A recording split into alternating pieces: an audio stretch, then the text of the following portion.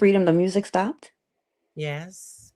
I I Yeah. apologize. I told you I can't hear anything. So, um, welcome, welcome, welcome.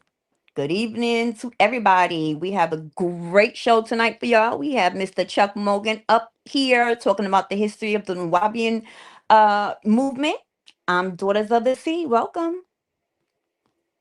Peace and love. Peace and love. This is going to be an exciting night. Something I'm very interested in hearing about. I'm Sister Freedom. Peace and love, everyone. Happy Sunday. I'm Dulcinea.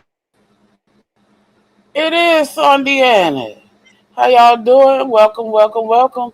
I'm Nisha. And we have Chuck, Chuck Pruitt. greetings. Good morning. It is a pleasure to be on the same panel with you all. Thank you so much for inviting me. I'm looking forward to having a robust conversation about something we have in common, I suppose. Yeah, Yeah, right. this will be. I'm very interested. All right. Should be good. It absolutely should be good. And before we get started, I have a very important question for you, Chuck. You What's that? ready for this question? Go for it. What's up? Did you see the New York Knicks take the championship? I saw it, Go but New York. I'm not a ball playing um, enthusiast. I used to be back in the old days, but I've moved on. For me, a long time Yeah, ago. But yeah, more hype and praise to them for that. That's an accomplishment. that's right. I'm doing it on purpose to bother Dulcie too, of course, because Oh, she called it a psyop. ah, Anyway, welcome to Unscrambled Minds, Against the Chuck. Spurs. Against the Spurs and we whooped them, right? Yay. Nah. But welcome to Unscrambled Minds again. Chuck. To be honest with you, before we even start, let me just quickly say what's up to Hype Me Up Zay. Welcome. And Darvis is in the chat. So Dog, welcome, welcome. You welcome. know, I'm excited to talk to you, Chuck. I think we all are on this panel. For me at least, when I think of the Nuwaubian movement, right? Um, your face pops up. Like when I was looking up old videos or looking up old street, your face pops up, good, bad, or indifferent, yeah, so it's yeah. sort of like you become this reputable, credible historian to the movement. So I guess my first question for you would be just to introduce that. Like, who are you, Mr. Chuck Morgan, and how did you get introduced to the Nuwaubians? If you can just give us some context to that. Okay. Well, my history with the organization goes back to 1989 in Washington D.C. That was when I came into the organization. Back then, it was known as the Ansarullah Community, Nubian Islamic Hebrew Mission. That was my beginning. But I started coming around about late 1988 when I was working at a place called House of Knowledge, which is right up from Howard University, where you had you had a number of different groups within a building. Cable on fashions, you had the Nation of Islam's establishment, Pyramid Bookstore, etc. Um, I worked there for a short time. At that time, there was this book out called The Ansar Cult in America. And so I have been familiar with some of the individuals in the Ansar movement going back when I used to hang out in front of the back then People's Drugstore, CBS, when I would talk to a brother who gave me some information. So going all the way back, um, I had spoke to an individual who used to set up outside of the CBS, and he gave me some information, literature on a topic that I was concerned with. And then that kind of started the whole collection for me because I didn't care so much for the leader as far as the image with the hole in the staff and, this kind of, cult looking thing that I didn't like. However, the information for me was pretty sound insofar as what I was looking for, and that just sparked me to gain more information from this individual. But by the time that I was working at what was it called, Islamic Visions Video, um, that book by Bilal Phillips had come out. So to try to play a fair game in the store, the brothers who had the book, The Ansar Cult Rebuttal to the Slanderers, came out. So anyone who would purchase the Ansar Cult book, I would give them the rebuttal book for free. And then ultimately that led to me being fired. And shortly thereafter, I was beckoned to come in and live within the walls of the Ansarullah community, as opposed to just being a supporter of the group. So that started, and once I was in and deeply into the organization up until about 2011. Wow. So you brought in a lot of money. You brought in a lot of you generated a lot of revenue, right, for the organization. I did that on one hand, and then at the same time, I did things like talk radio, which was Hmm. something that hadn't been done yet, and York liked it, and eventually they started doing it in the Hathor studios, where they would have the sisters in studio asking him questions, and then he would relay whatever information he wanted to give. But because that medium was was pretty good, because for about a year I had done call-in shows where I was debating Muslim, Christians, Hebrews, 5%, whatever. And this would go on twice a week for 6 hours. Don't ask me why. And Wow. those classes or those debates, York would eventually sell them in the form of CD. Well, previous it was cassette tapes, and then it transferred over to CDs. Dr. Larry Morgan debates the Christians, debates the Hebrew Israelites, and so on and so forth. And that parlayed into a whole new genre or new uh, area that he was putting together, called the Students of Nuwaubian. Da da da da da da da. And that eventually led into this thing called the Triad of Atum Ray, where you had the brothers Kantu Hotep, Mentu Hotep, and Haru Hotep on the property in Georgia. And then we had one that was in the forming in the north, which was in Washington, D.C., with myself and two other individuals. That eventually faded out, which led me to have to open up my own store. But that's kind of a thing, is how I came into it.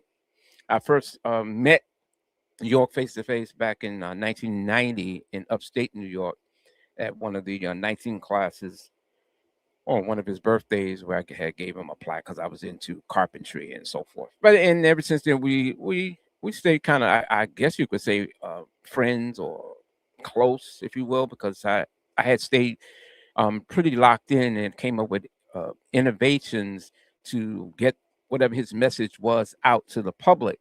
And that was part of my claim to fame within the organization. Wow. Freedom.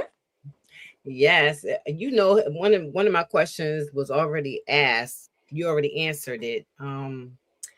Did you ever meet him? I was wondering if you. So you went all the way back to the Ansar Allah days, right knowledge days, right? Because my brother and my sister lived on the land. My sister is Zodiacus, rest her soul. She's gone. My brother is a sorrow, and they both lived on the land. And my brother was very close with Dr. York. Hmm. Okay. And matter of fact, I still have some of his book. Matter of fact, I have over 200 books. Mm. Uh-huh. And I have a lot of information. you know, I, I mean, when you were involved in Ansar Allah all the way up to the Nuwaubian Nation, I was asking if you knew a couple people like Sakina, Nubi, and all them. They live here. I know you know Morpheus. So You you talking know about quite. whatever? I knew several Sakinas after the Well, this fact. You talking? Sakina, go ahead. You Hepshet. talking about Sakina from Brooklyn? Yeah. Oh She lives yeah. here. Actually, I'm the one who kind of helped them where they are now. I introduced her to that building where they have a store at now. They give classes and everything here in Delaware now. I knew her. I forget her actual name. I remember when she Hepshet. Hepshet. her birth name. I mean, Oh, okay. when she first moved in, because she was from out of southeastern DC. If we're talking about the same Sakina, Mm-hmm. It's and her. I remember she moved in because she was part of a dual marriage, if you will. Oh, Yeah. And then they got transferred to Brooklyn, and she stayed there as far as I know ever since. But the Sakina that I know from New York that was running the Brooklyn store, yeah, I knew her when we were on Ninth and Rhode Island Avenue in DC. yeah, real strong sister. Oh She yeah, was, I you know, know very there was into. no doubt about it. She definitely is a strong sister.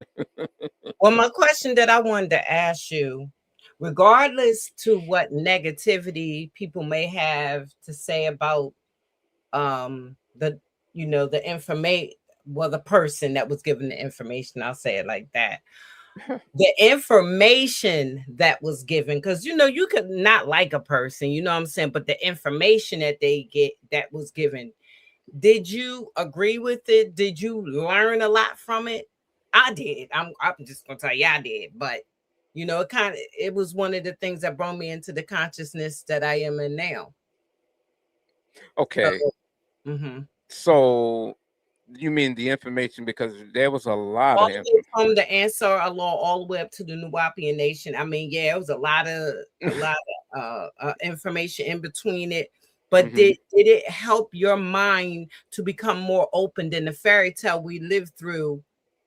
What we were taught in church, in other words, and what we were looking for God Um, guy instead of inside yourself, type thing.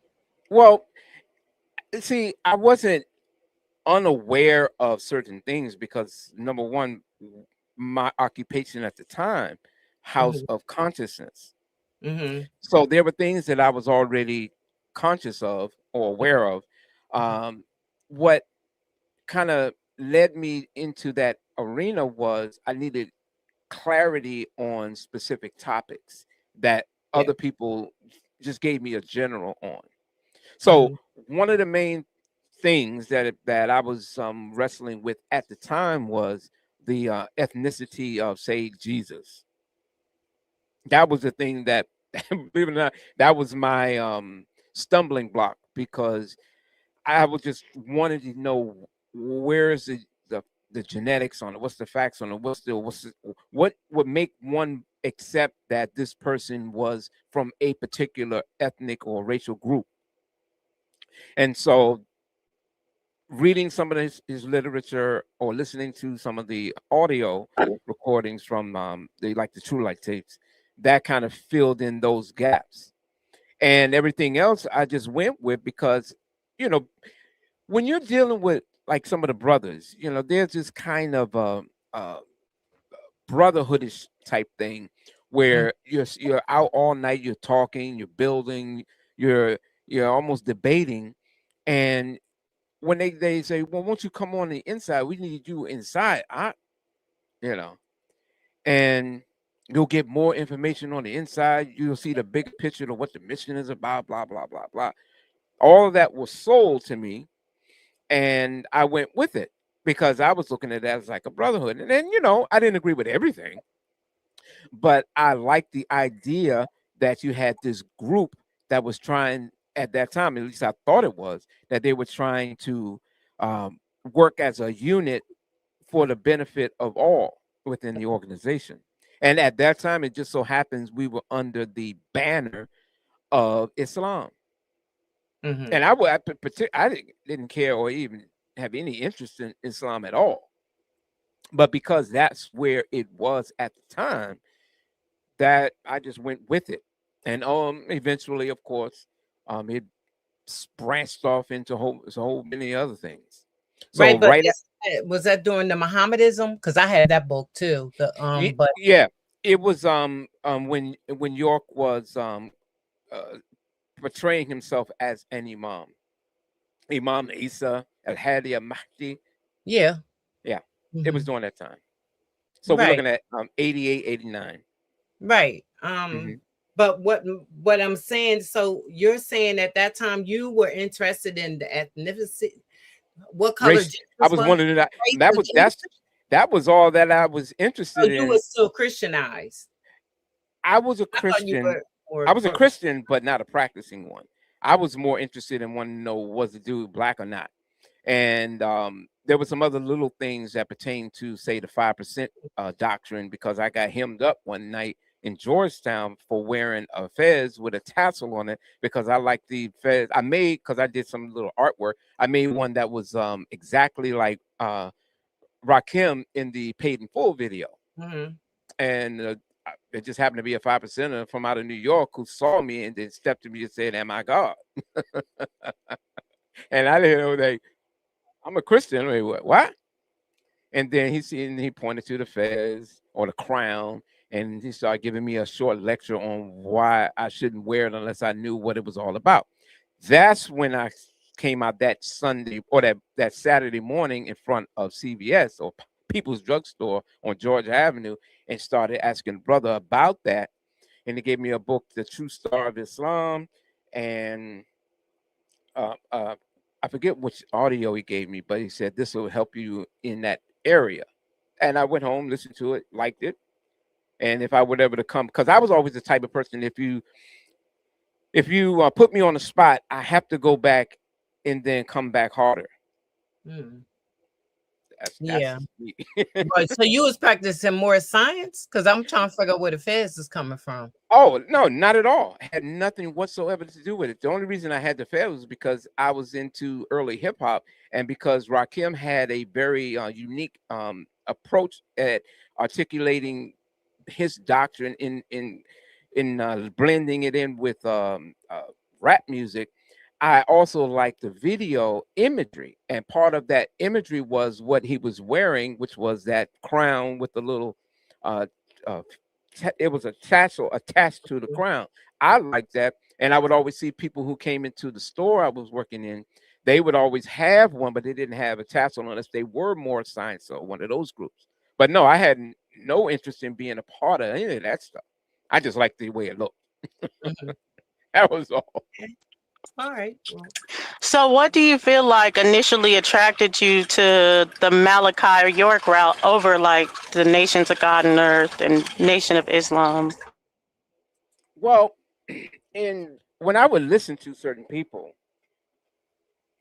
I would usually like to cross reference the things that they said. So if they were to start spitting doctrine out or philosophy or history, I would go into the bookstore and start looking it up. Unfortunately, we didn't have some of the tools we have today, of course, but I had to go through libraries and then check, remember what the person said, and try to corroborate it. And that was my thing. And I wasn't so interested in the Nation of Islam, 5%ers. You know, being in DC and seeing a lot of them around, they just didn't have that look that I wanted to associate myself with. I didn't smoke. A lot of them, all the ones that I knew did, and the other little habits that I saw that I didn't like. With the Ansars at that time, I liked the idea that everybody was uniform, not having to wear suits. I like the whole idea of having this more cultural appearance, and talking to people and the history and how he portrayed the whole Sudanese thing. We would try. I saw it as linking it back to an ancient past, and I felt comfortable with it. I didn't care too much for the Islamic thing, after reading the Quran, but I went with it. You know, certain things had happened in my life that were leading me more and more in that direction, and so I just accepted it. And I over the years I learned that I may not necessarily agree with everything. And I've heard him say plenty of times, you may not agree with everything, but then there are some core principles that I did enjoy and I stood with, which was doing for self, being unified or being unified in a world that is opposed to you, and on and on and on. So that kind of helped me um, in contributing what I had to helping that organization thrive and expand in different areas because I was committed to it 100%. hmm. Huh. Okay. Well, it seems like throughout the course of this movement, Uh-huh. it went through a lot of changes on doctrines, as far as the Islamic phase and the Nuwaubians and then the Holy Tabernacle and um then like the sovereign citizen phase. So why did the doctrines change so often? Well, now if you want me to give it to you as it is, or you want me to give you the talking points, because I he need for had you to give it to me blood raw. oh well, here's the rickety raw on it. Um, when Bilal Phillips put this publication out called "The Ansar Cult in America," it Yeah. put the organization in the spotlight, which it had not been placed in before. Because one of the successes that York had was remaining under the radar, is what he would say. Because by doing so, he could operate and maneuver around without being, you would still continue to teach the doctrine, but at the same time, not be so far out there that then people will start putting a focus on you and what you teach and then may want to attack you. And I say that because when he would have these classes and people who may differ with the Christian thing, they will come in and have these quasi debates, all right?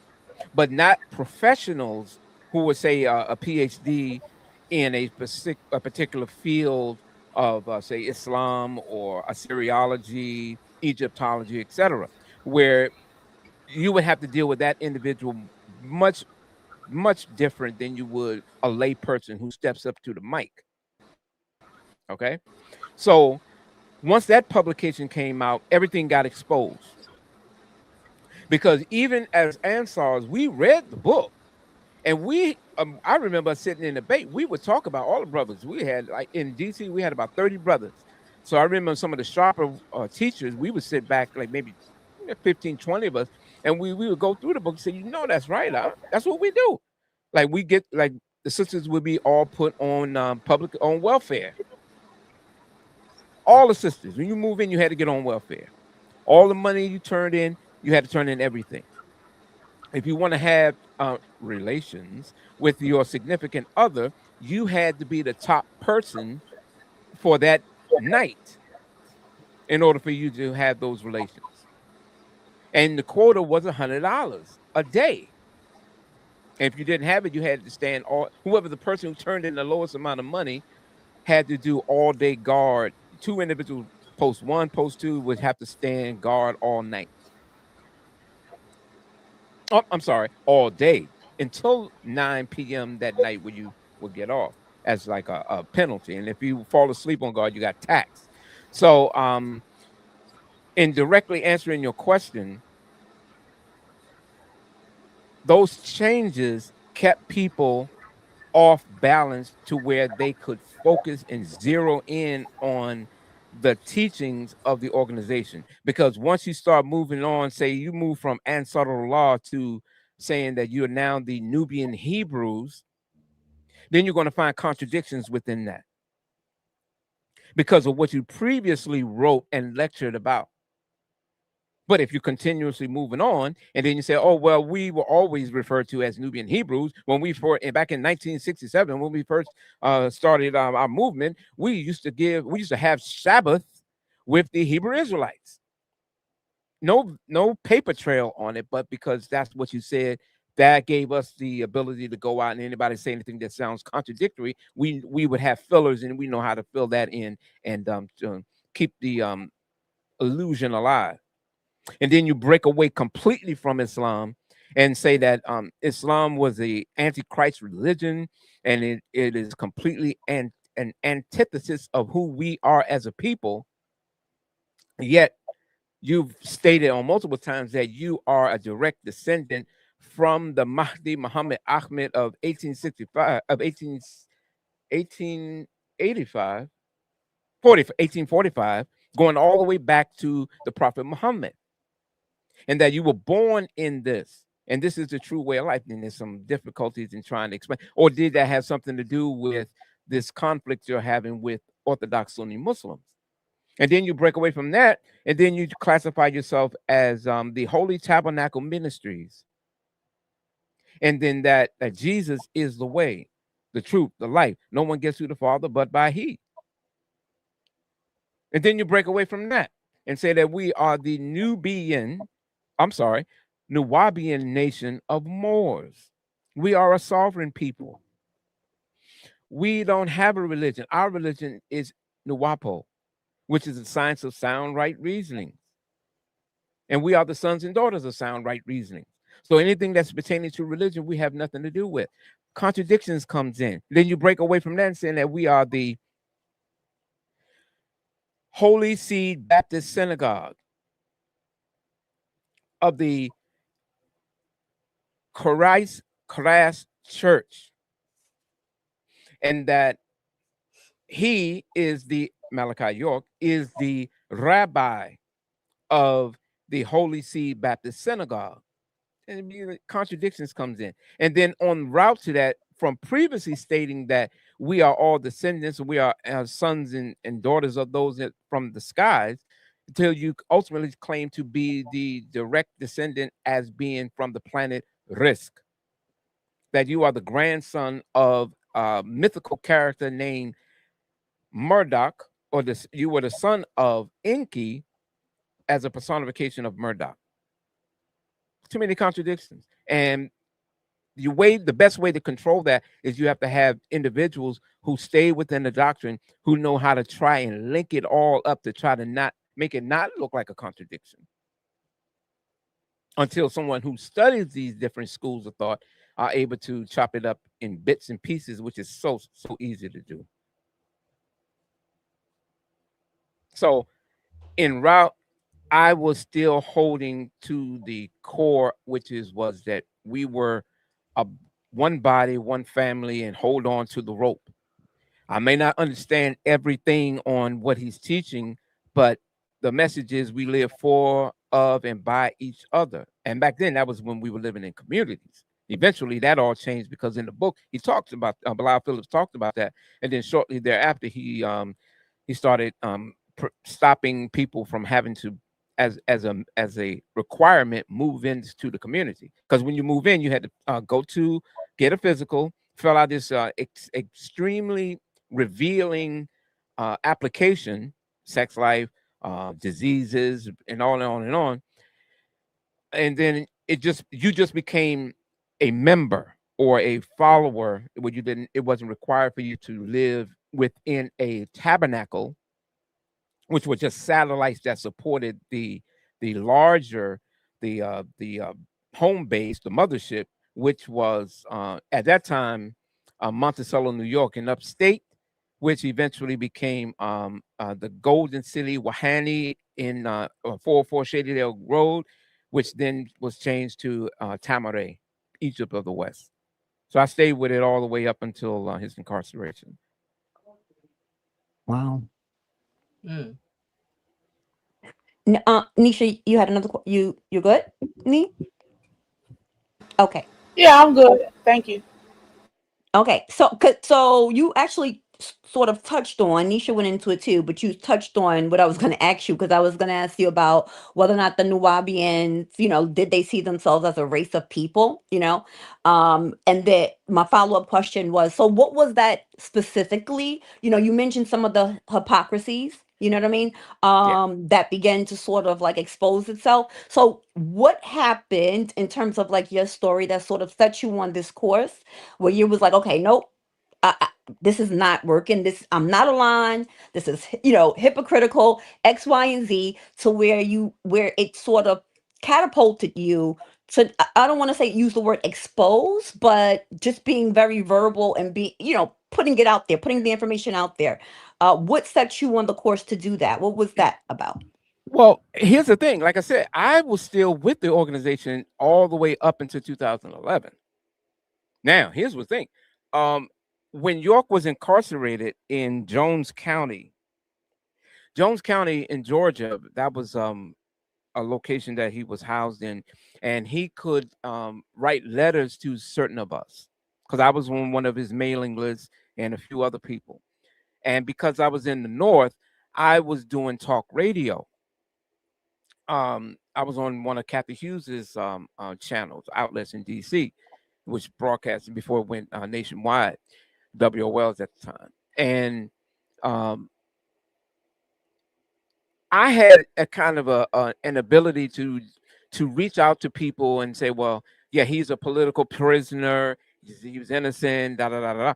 All of these things, whatever. I became something of a pipeline for the organization to say whatever home base wanted us to say publicly. Um, like I didn't have any problems with the organization until I left mainstream America, or what do you call it, the mainland, and I put away all the books. I stopped reading this stuff. I hadn't touched a book in years. So I came here in 2007, Hawaii, and only books that I kept were just some of the religious books. I kept my holy tablets and all this other stuff, but I didn't really focus on it. And around 2010, 9 or 10, I started, kind of reading up some of the older books. And then some things just like, hey, did I believe that? You know? And I still had contact with people who was teachers, and just as a play, just wanted to see I would contact or email or text people and ask them questions from this kind of a skeptical point of view now that I was starting to have. And this was totally on doctrine, because I didn't even want to know about what was going on after the arrest, because that was traumatic for me, you know. And so some of the questions that I would ask, well, the first question that I had ever asked publicly was on a MySpace or a Facebook page, one of them.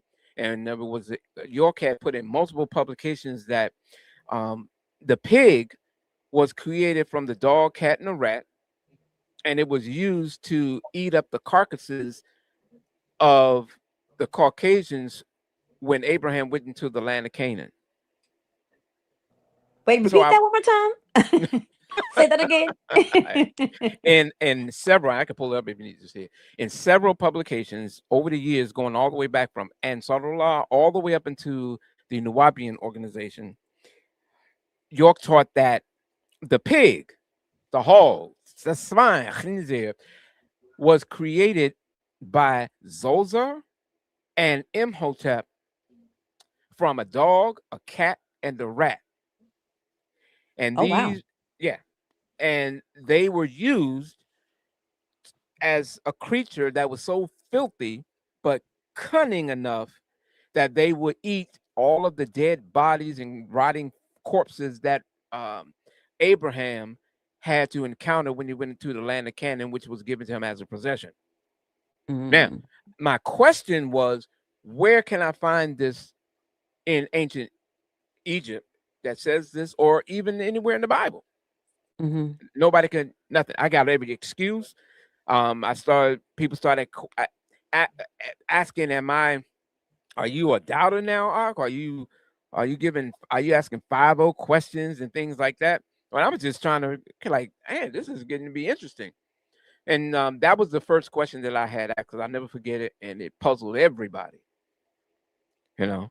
And then that led to different questions. Then it was a sister who was also used to come to class when I was around, and she said, "Why don't you just join this group or open up your own group and start asking these questions?" I was still holding on because I wanted to know, okay, if I'm questioning with this stuff, I need to know, how do I hit back? Because there were so many things that York said over the years, but there was never any paper trail. There was never any documents. He never could cite a source. It was just what he said, and we had to go with it. Don't believe me? Check it out. So when we checked it out, we couldn't find it. Yeah. And Yeah. so that led to my skepticism on a higher level. And I tried to keep it away from him specifically. And I kind of try to blame it. Well, you guys are the teachers. You guys are the ones who are standing before the public right now. Mm. where can I find this so that I can battle these people who are online saying this about the master? Mm. So I have so many questions. Go ahead, Freedom. I'm gonna stop. I'm gonna hold Okay. my tongue. Give it. I So love my it. question is this, because Can, I hold guess on. Hold on. Can I get my drink first and then? Oh sure. yes, Yeah. Right in there. Give yes. it because I'm thirsty and I'm sitting on this. It's hot. And as Right. he's doing that, you guys, again, welcome to the show. We have Chuck Morgan on. Please hit the like button if you haven't already. We do appreciate you guys' support and for hanging with us And tonight. if you guys have any questions or anything like that, even the controversial questions, make sure to hit the super chat. Support the show. Support him being on here to be able to ask the questions. That's right, Dulcie. That's right. That's right. We do. Absolutely.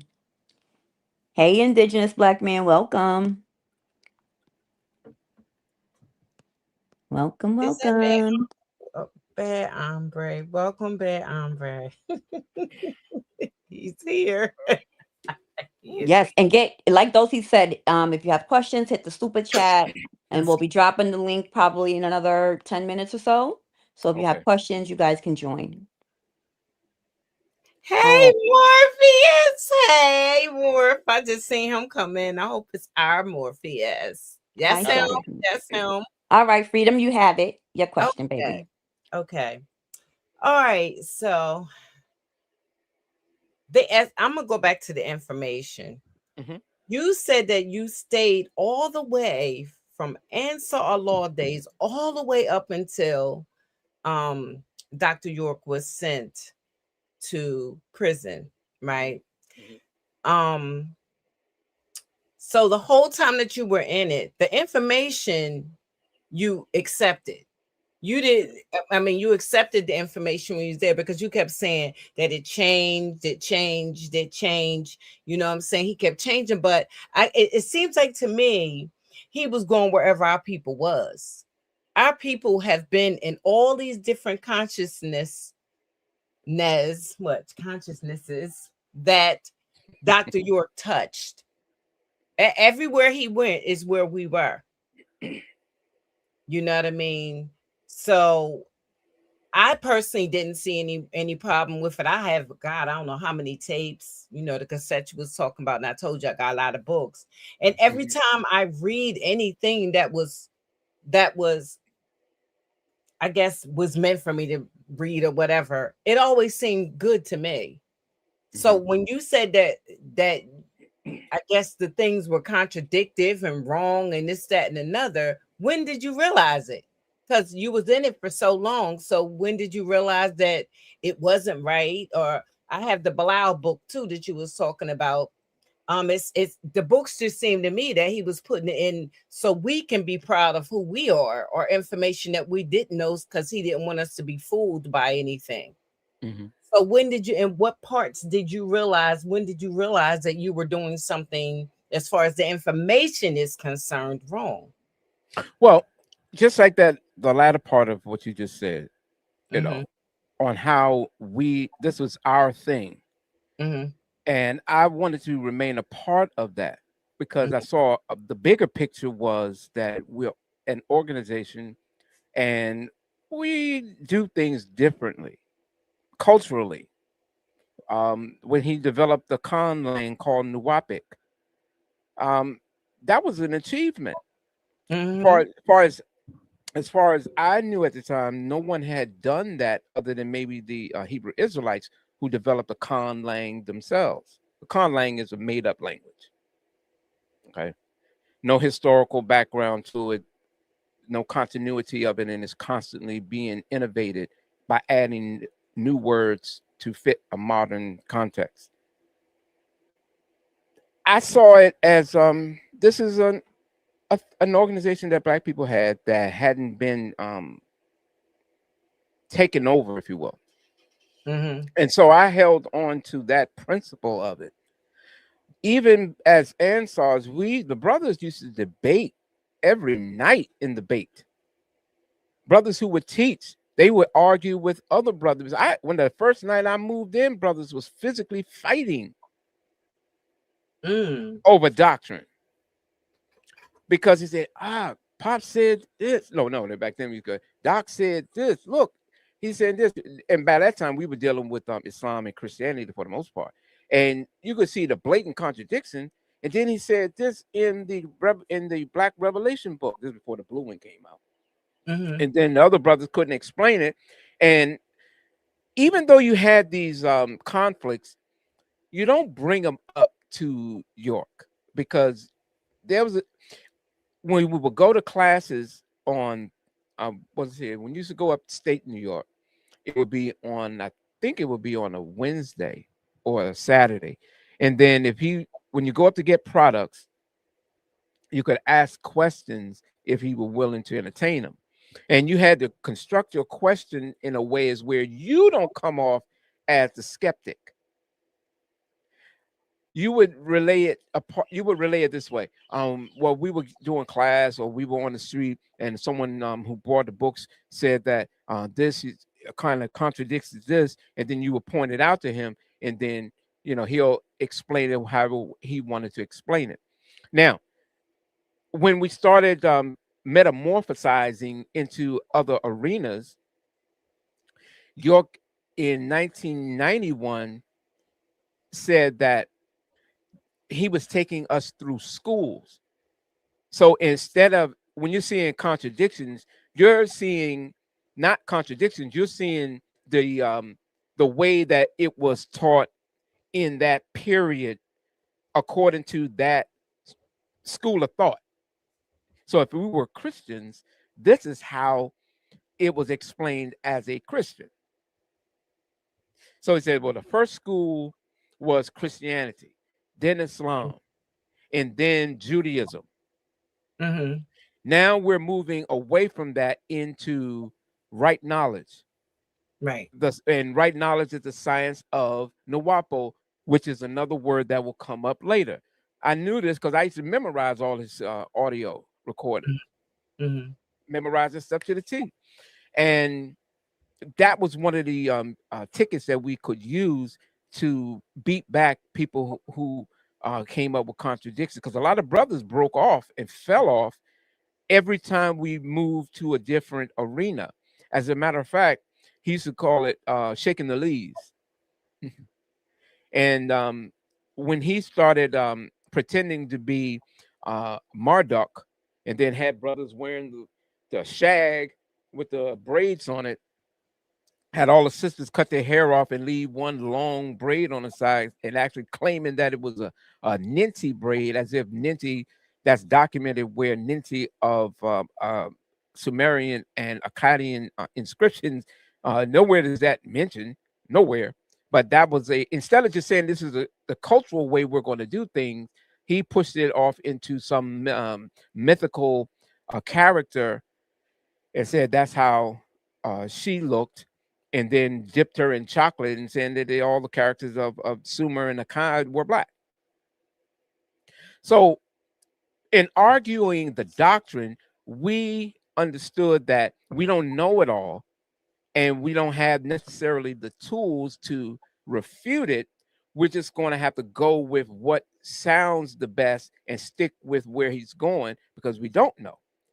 And as time progressed, when these classes that we would give on Sundays, the question and answer classes, they would be sent to upstate New York or downstate in Georgia, and York periodically would view them, but there were other people who had to watch the tapes, and then if there were some pertinent questions, then he'll write a book on it. When I did my classes and shows, he would send email Egypt 3x3. He would send an email saying, I watched the class, and the brothers asked this question, respond with this. Or it would be, I had a series that was going on where I was debating a Christian pastor named Rick, and he was very prominent and sharp as a needle, and he stumped me multiple times. So York would tell me, do this, say that, and then he would write a book on it. There was a book called Jesus Found in Egypt that came out. that whole book was based on the series that I had with these debates that he would release on um, that he would release on audio. James, hold up, Richard James. Yes, I would love for you to jump on the panel and debate me on that. That your friend Harwin refuses to debate me on Sonetta. So if you feel you have the testicles to support it, I'd be happy to debate you live and show you how that is pure garbage. Step to the mic, Richard James. Okay, call him out. Call Wait, him out. tell him my Richard, I'm let's always get Thank up you ready. here and for You go. know I the got mine. super chat. Tell him to step to the mic. I Anyway, can't wait till we drop this And link. thank you for the super chat. Yes, Dulcie. Morph but is anyway, in the chat too. He just asked when we gonna drop it. But and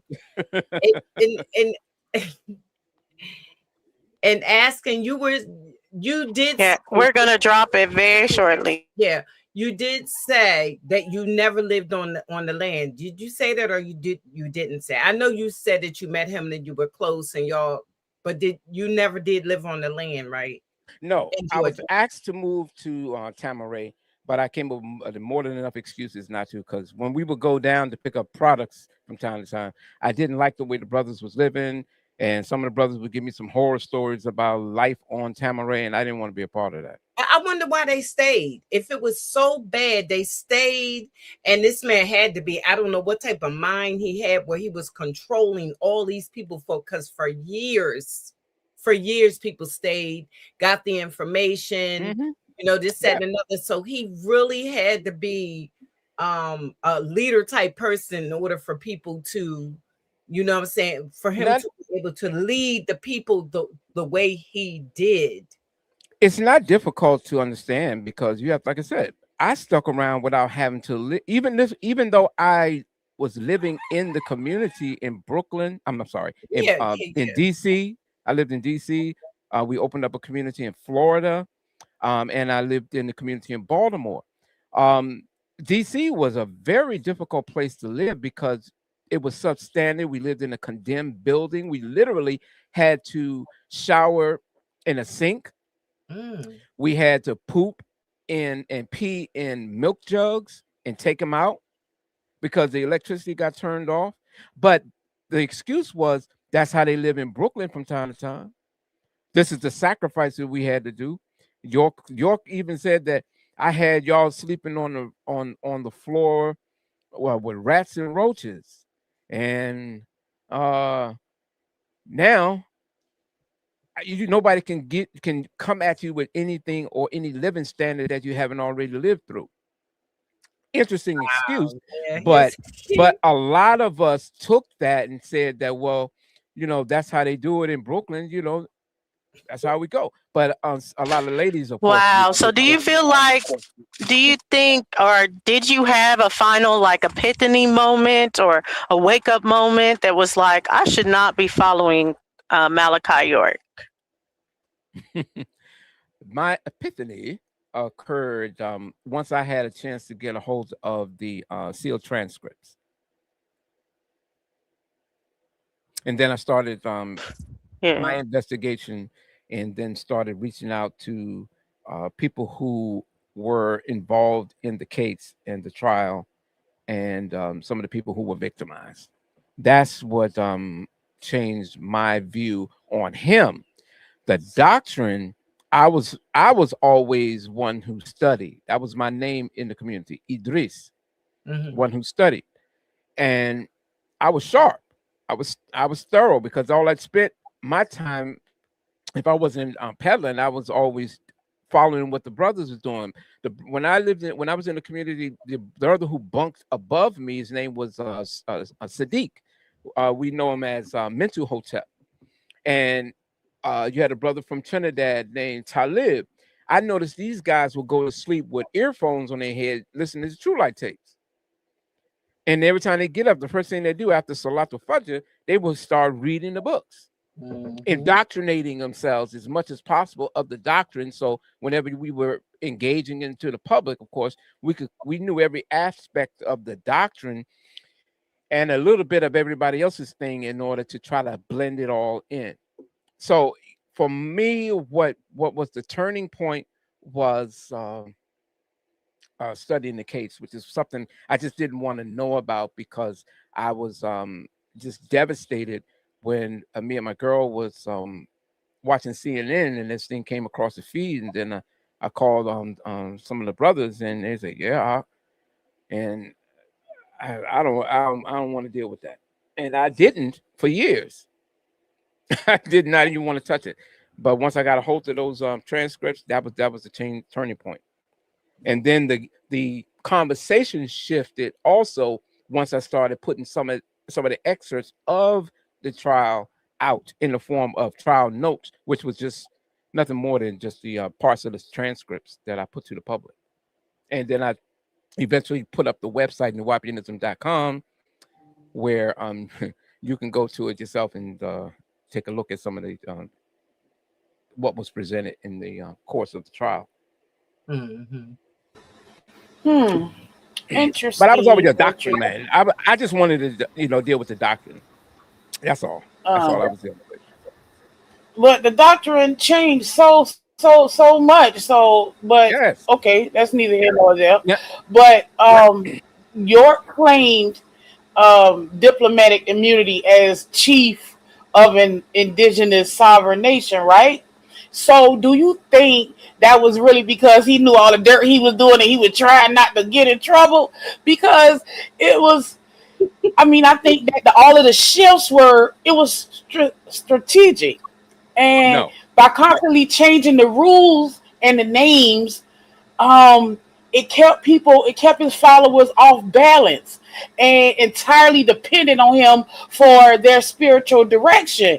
And it also allowed him to throw away some of the old stuff and that were attracting, like too much attention from the police and to gain different people. So, do you think all of this was a play from the beginning, or do you still think that it was evolution? Okay. Here's what we know. Initially, after York was paroled in 1968, he needed a hustle. And as any New York hustler has, he wanted to get something that was effective, that was going to generate revenue. And at that time, religion was pretty profitable because you can say just about anything and always link it back to a religious book that you can't verify. Right. So his route was Islam. And so in 1970, when he officially opened up the Nubian Islamic Hebrew Mission Charter, I think it was started in Coney Island, then eventually moved to Bushwick Avenue. Um, the doctrine was Islamic in likeness, but also kind of Christian like. It was kind of it's like Muslims for Christ type of thing. You know, and then as time progressed, you start to see this character is developing, and he's making claims that are just not found in any one of these holy books. And then he made a connection with an individual in Sudan by the name of Sayyid Sadiq by claiming himself, meaning York, claiming himself to be a blood relative, even though they didn't claim him. Sayyid Sadiq never said it publicly, but that was his connection, and that's what really led to his downfall. So, as part of that hustle, he needed to use Islam as being that scapegoat. And then, as time progressed, of course, with Bilal Phillips and things, that's when he moved into other areas. Because remember, he changed his name twice. His name was Dwight York. Then Yeah. he had it legally changed to Asa Al Hadi Al Mahdi. And Mm-hmm. then in 93, he changed it to Malachi York. You go to my website, we got the documentation, the certificate, every single thing where signature, Dwight York is there, the witness, Kathy Johnson, and the judge's decision in having his name officially changed, how it ran in the paper for a week as well. So, yes, it was part of the hustle. That was his hustle. And his hustle at the time was Islam. Dot, you will have to bring up Richard James. For some reason, it's not allowing me to.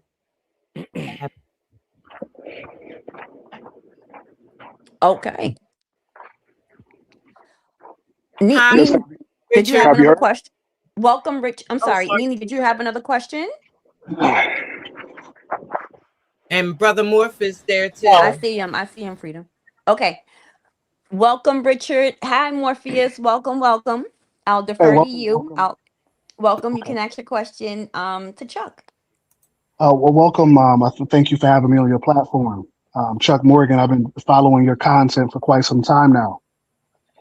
And Okay. whereas I don't disagree with your critiques, your personal critiques, I think, you have a justification for that. However, when it comes to the doctrine that Dr. York taught, and this is more of a statement than an actual question. Am I allowed to make a statement to the panel? Sure. Okay. What you do is you marry the personal critiques of Dr. York with the doctrine, and so is what you try to discredit what he taught and his contributions to the community with his allegations, and to me that's faulty based on my own research, right? And the super chat, what I put in the super chat was that there's an article on Amazon called Nuwabia, the Nuba of the East and the Westward Migrations. You could read that as well on Academia EDU, right? And it highlights the Arabic manuscript that talks about a city called Nuwabia 1,000 years ago. Okay, it's written academically. It doesn't reference Dr. York, right? And Mark Lamont Hill got a copy of that. The Anti Defamation League got a copy of that. The FBI got a copy of that. You got a copy of that. A lot of people got a copy of that article, and yet there was no mentioning of that article because what it does is it destroys the premise of the Nuwaubians and Nuwapu being a cult, right? If the term and the science and the philosophy is mentioned in Arabic manuscripts and Egyptian manuscripts dating back 1,000 to 2,000 to 3,000 years ago, then you cannot carry the cult label onto this Reformation movement. You can't do it. And so that's my critique to you, Mr. Morgan. Mr. Morgan, you were only attracted to Dr. York's teachings because you come from a class of people that were hooked on drugs. Their mothers had multiple baby daddies. The fathers wasn't there, and that's what initially attracted you to his teachings. And if you were a part of the aristocratic class, you would know that what Mr. York taught for the last 50 years could be found in secret societies, not just English American secret societies, but secret societies in Arabia, in Iraq, right? Those 1,000, 2,000, Richard, did Richard, do you have a 3,000 question for him? $3,000 books, right? If you were a part of the aristocratic class, you would know that, and that's my critique. So I do have the balls to come up here and tell you that directly. Thank you. Oh, you didn't have a question. Okay, thank you, Richard. Yeah. Okay. Can I? I was hoping Sure, you could. Can I respond to each of short? course, Yeah. of course. Well, first of all, I don't know. I didn't hang out with drug addicts. All the sisters that I knew growing up, they had boyfriends or at least husbands. I don't know where you got that from. I don't recall ever saying that publicly. So I think that assumption is maybe a level of projection. I don't know, but that would not apply to me. My attraction to the York doctrine, if you will, was centered on religion and gaining clarity, or at least getting some answers to what socially people have made statements regarding the ethnicity of, say, a Jesus Christ and other biblical figures. That was my initial connection to wanting to be a part of the organization. Everything else just fell into place. But I came from a very home. My father and mom were loving parents. I had a brother, sister. Um, no, my father didn't smoke, drink, do drugs. So I don't understand where that labeling comes from. As far as some elite class, I don't know. As far as I know, today we live in some weird type of class thing where you put people down based on class. But I did fine growing up, schooling, you know, just dealing with life in general. I mean, I'm 61. I made it through. I ain't never been shot, never been arrested. Hey, so your critique, as far as that is concerned, is unfounded. It wouldn't apply to me. It may be part of your background, some people that you're tight with, but that's not me. Now, let's get to the initial part of your claim. So, my point in this whole thing, because this stuff was brought to my attention maybe in 2023, that a troll started going to my inbox and trying to hit me with, oh, we could prove you wrong, because they couldn't prove anything wrong on the Nuwaubianism.com website, because it's called 360 Questions to Ask a Nuwaubian. So they came up with something that is not academically sound, it's not peer reviewed. The person's name is Emery King, and he makes some claims that York doesn't make. And this is what puts me in an odd situation, because then I start to take the role of defending York, because York says in multiple cases where the word Nuwapo and where Nuwapo comes from. So in 1991, he states that I went out of my way to create a language for us. I know that sounds crazy. We need our own language, something that makes me know you and you know me. So I went out of my way to make a language and combine Syriac, Aramaic, and it's simple. Anybody can learn it. And that's, you can find that documented on the New Covenant video in 1991. In 94, he talks about how he put together his own tongue out of the original languages, which was taken from us. It has three forms. One form is like Arabic, it's called Nubic. The other is like hieroglyphs, and it's called Nuwabic. The final is a Rizq script, and it's called Nuwabic. Now, Riz, for those who may not know, Riz is a planet that York claimed to have come from the 8th planet in the 19th galaxy called Ilion. All right. In 1995, York says that people don't like to acknowledge the fact that the Sumerians were Nuwaubians. That's in Ancient Egypt and the Pharaohs, page 11. The ancient Egyptians were taught by the Sumerians, who were taught by the Anunnaki, Elohim, who came from the skies. Then we as ancient Nubans, whose spiritual science is Nuwabu.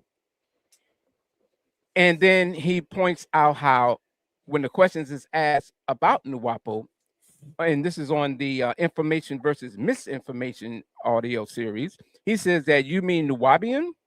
What are we doing? We're doing what our name implies. It's not a toponym or place name. So he says, I'll give it to you in Arabic first, then English for you. Na, wa, ba, or nun, wa, be. From where you get the word nebi for prophet, nebuah for one who has a vision to predict the future. The word Nuwaubian is a plural form of that Nuwabi, Nebewin, those people who are messengers themselves.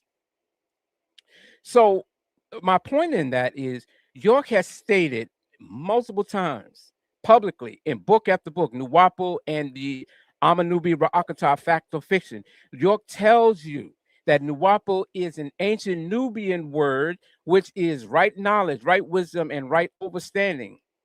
He says this: the word Nuwapu is from the Ashuric, Syriac, Arabic root word nub, nun, wow, be.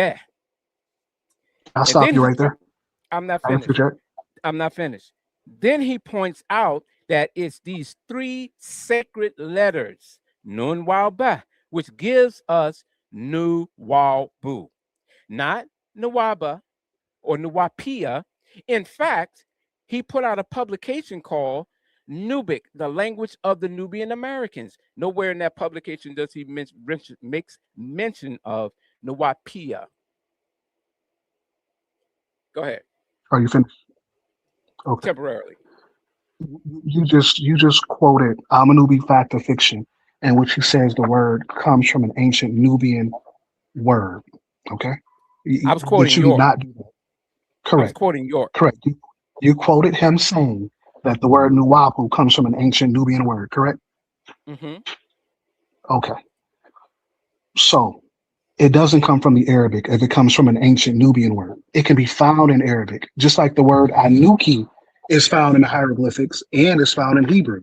But you wouldn't say the word Anuki comes from Hebrew, right? Because it's found in Egyptian, right? So my point is this. This is my point. I'm gonna make it brief because I know people can get distracted with all of the different points and everything. I'm gonna make this point. This is my point. Go ahead. The article by Emery King Hmm. highlights an Arabic manuscript that's 1,000 years old. It predates York, okay? And that Arabic manuscript discusses a place in Sudan called Nuwabia. Tamaray was also called Nuwabia. Dr. York also used the term Nuwabia in his publications. That's my first point. My second point is this, that his doctrine, right, that you want to say that that's his doctrine, quote unquote, is found in Arabic manuscripts and Egyptian manuscripts. It has nothing to do with a cult. Can you And cite that's that? where I believe, and that's what I believe that you and the Anti-Defamation League and the FBI all have in common. You're trying to take something historical and you're trying to smear doo-doo on it. You're trying to ruin something historical. And it's easy to do because African Americans, Black people don't read like they used to read. They don't buy $1,000 books in which this information is kept. That's the only point that I'm making. You're more than welcome to continue your smear campaign on Dr. York. I respect it. I don't necessarily appreciate it. I think you could be, using your time for other means. We can However, debate it. We can is debate what it. you, what, We can what, turn this what, into a what, live debate. Let's what do I it. won't, what I Oh, won't allow now you you're gonna to punk out. Okay. no, All right. hey, That's Chuck, hey, typical. Chuck, All right, say your hey, thing. Chuck, Go ahead. hey, Chuck, hey, Chuck. Just give me 15 more seconds. Because I consider you an elder, right? You're much older than I am, and you kind of paved the way for me, right? Let me just give me 15 more seconds. Respectfully. To the audience, if you want to find out where Dr. York's doctrine is from, just go get this encyclopedia called "The Brethren of Purity and Loyal Friends," and you'll find out there was a secret society of aristocrats that taught sound right reasoning. They preserved Egyptian philosophy, and they worked for the government 1,000 years ago. And if you want to find his doctrine in terms of the word Nuwapu and Nuwabia, just go get the book by Abu El Idrisi, which was written by a Christian king from Sicily, and you'll find that word being used there 1,000 years before Dr. York. And I'll land my plane there. Thank you guys for having me, and I got to get back to work. Thank you. Okay, thank you. I appreciate it. I will Thank keep you. listening because this is for you and Harun. To the panel, I know this is not necessarily where you were going, but can I share my screen? Can I? Dots there. It was I don't dots. One I second. have to do it because I'm not allowed. It's not allowing me to, you know. Can't think of it. Morpheus was having Chuck, but right now I'm not going to be able to share right now, but you can talk through it. And Okay. Jose, welcome to the panel. Hey, Good night. Jose, Good night. real That fast. brother was tripping. There's Yeah. no historical evidence of any place in any place considered ancient Nubia called Nuwabia. You have Nakata, you have Napata, you have Meroe, and then you have Kush. Even though the name is anachronistic, these are the places that they consider part of quote unquote ancient Nubia. So I don't know where he got that from. There's no map of ancient Nubia that's going to show anything like that. Bro, So he tripping. can you hear me, brother Jose? Yes. Listen, this is the core of that argument, and it's coming from that non-peer reviewed booklet. And the booklet is really free. And I looked it up online. It's $4,000 in Indian currency, which is $4. It's only $4. But the book is called. I'm sorry. The now this is what they did. This is what they did, and what people had a tendency to do. They uploaded it to academia.edu because there are a lot of scholars, historians, linguists, etc., that will publish some of their works on academia.edu. But anyone can do that.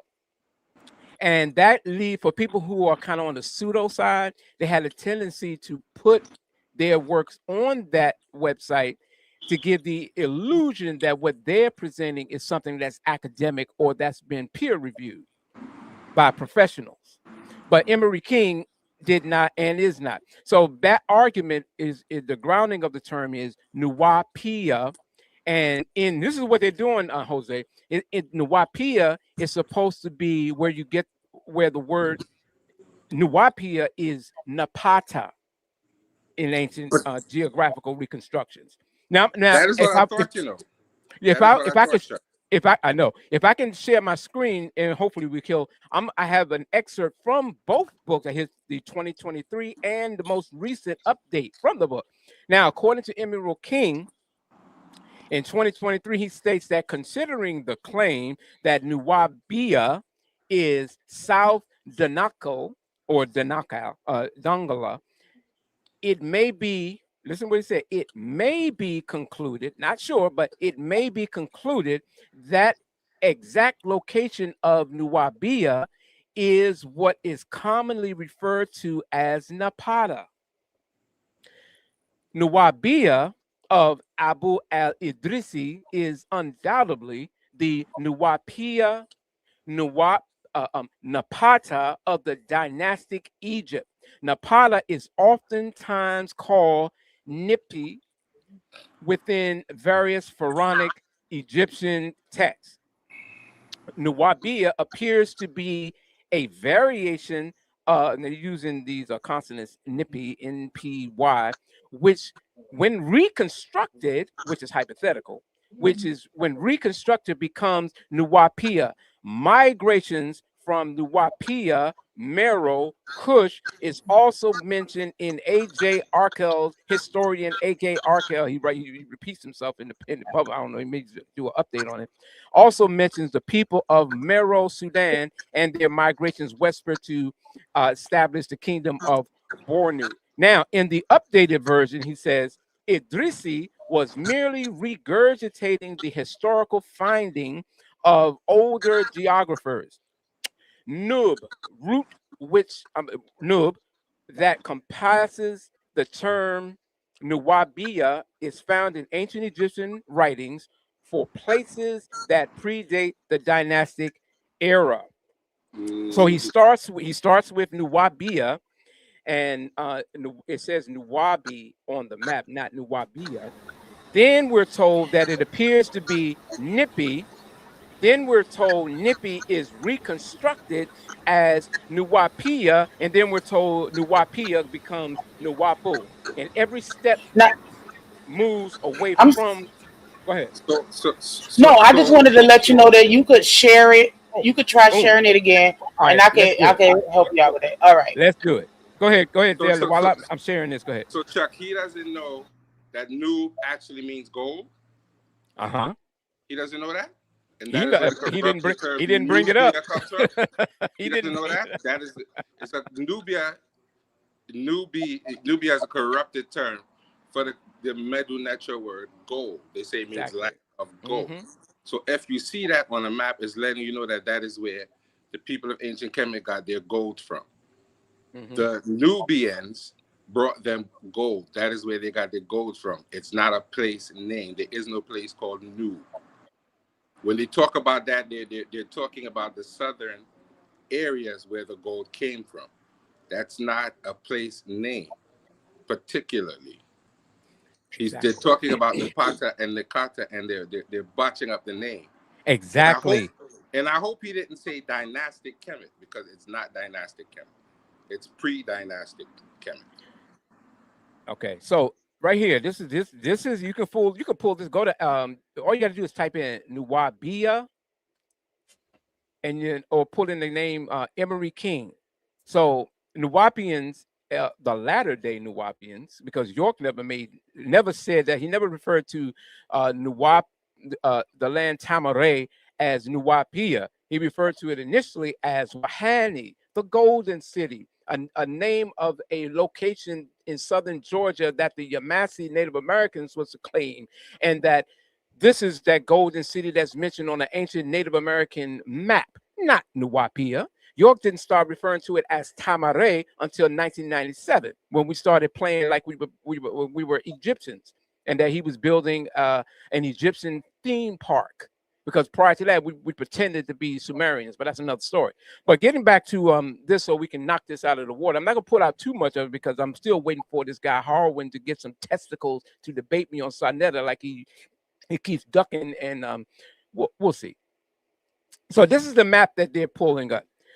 Now, if you look closely, this is the Alidrisi map of 1154. So here you have the Nile. Look at this word here. You got Nuwaubian. Okay, you see that, host? Okay. Yes, yes. All right. Yes. All right. Got it. So now look, this Nuwaubian, number one, is supposed to be where in ancient Egyptian texts, it's supposed to be Napata.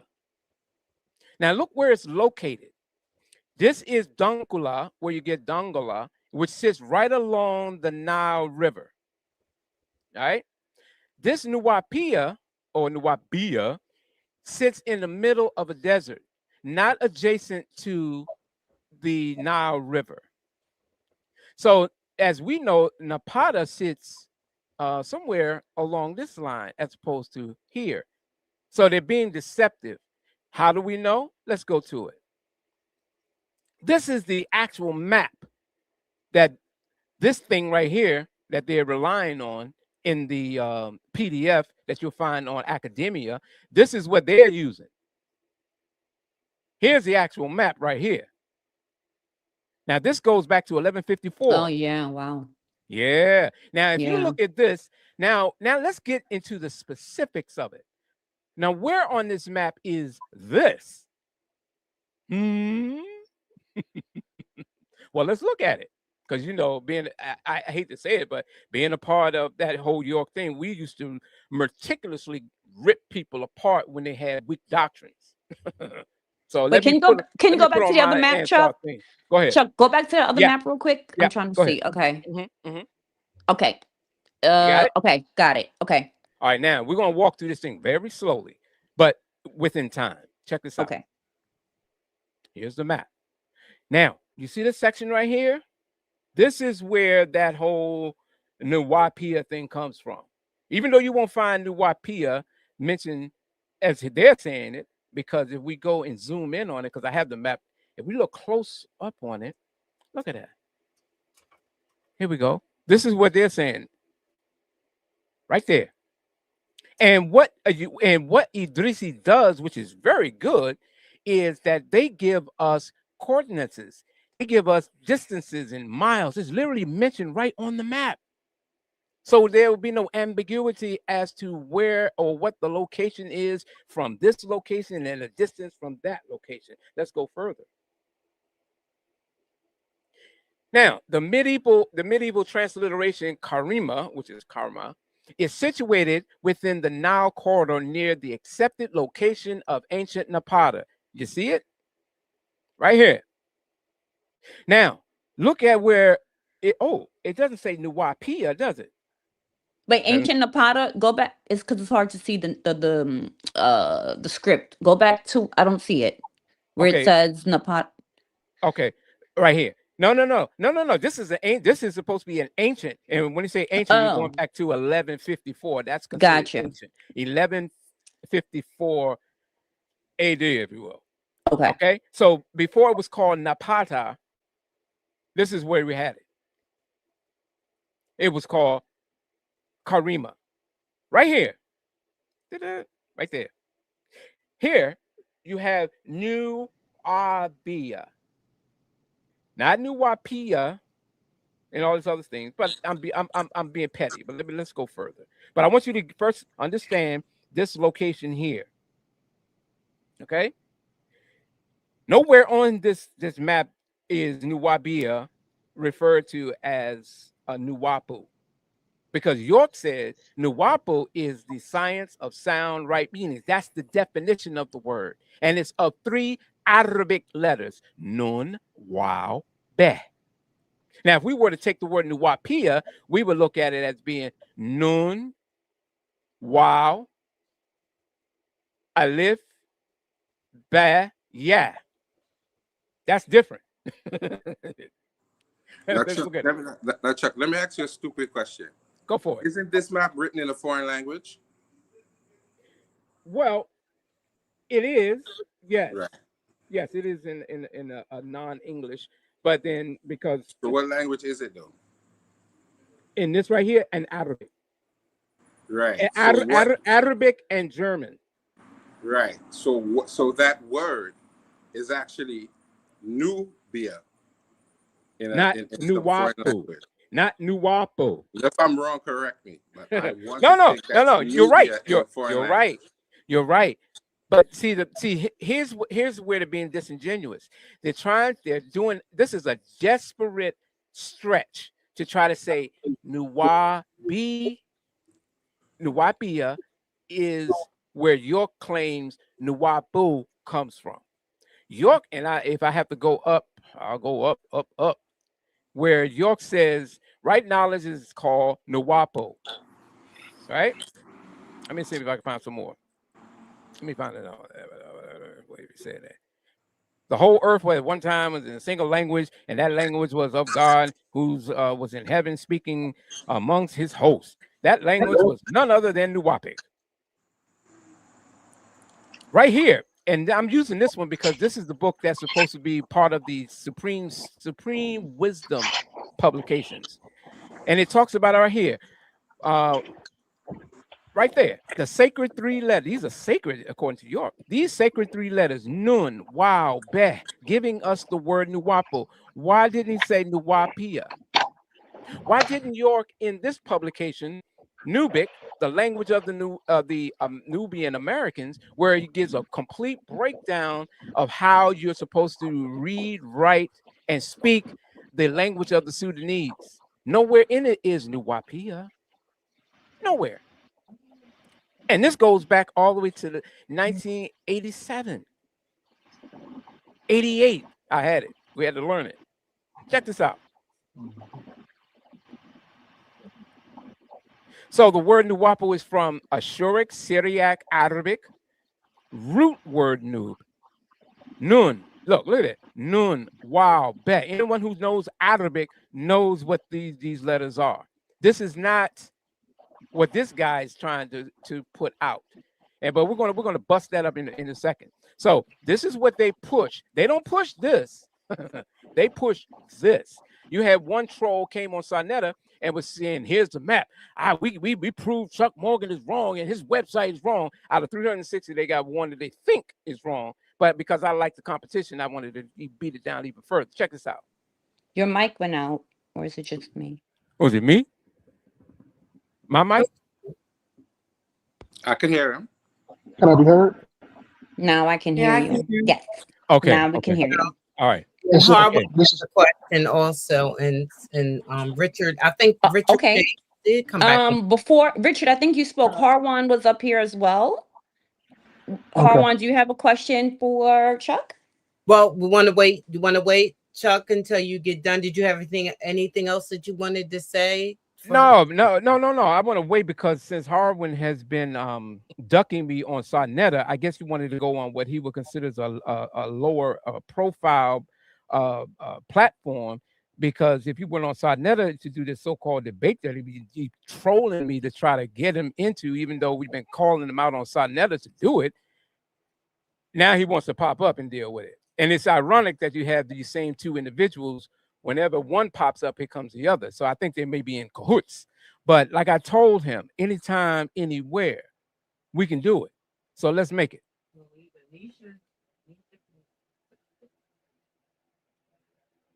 Are you finished with your presentation?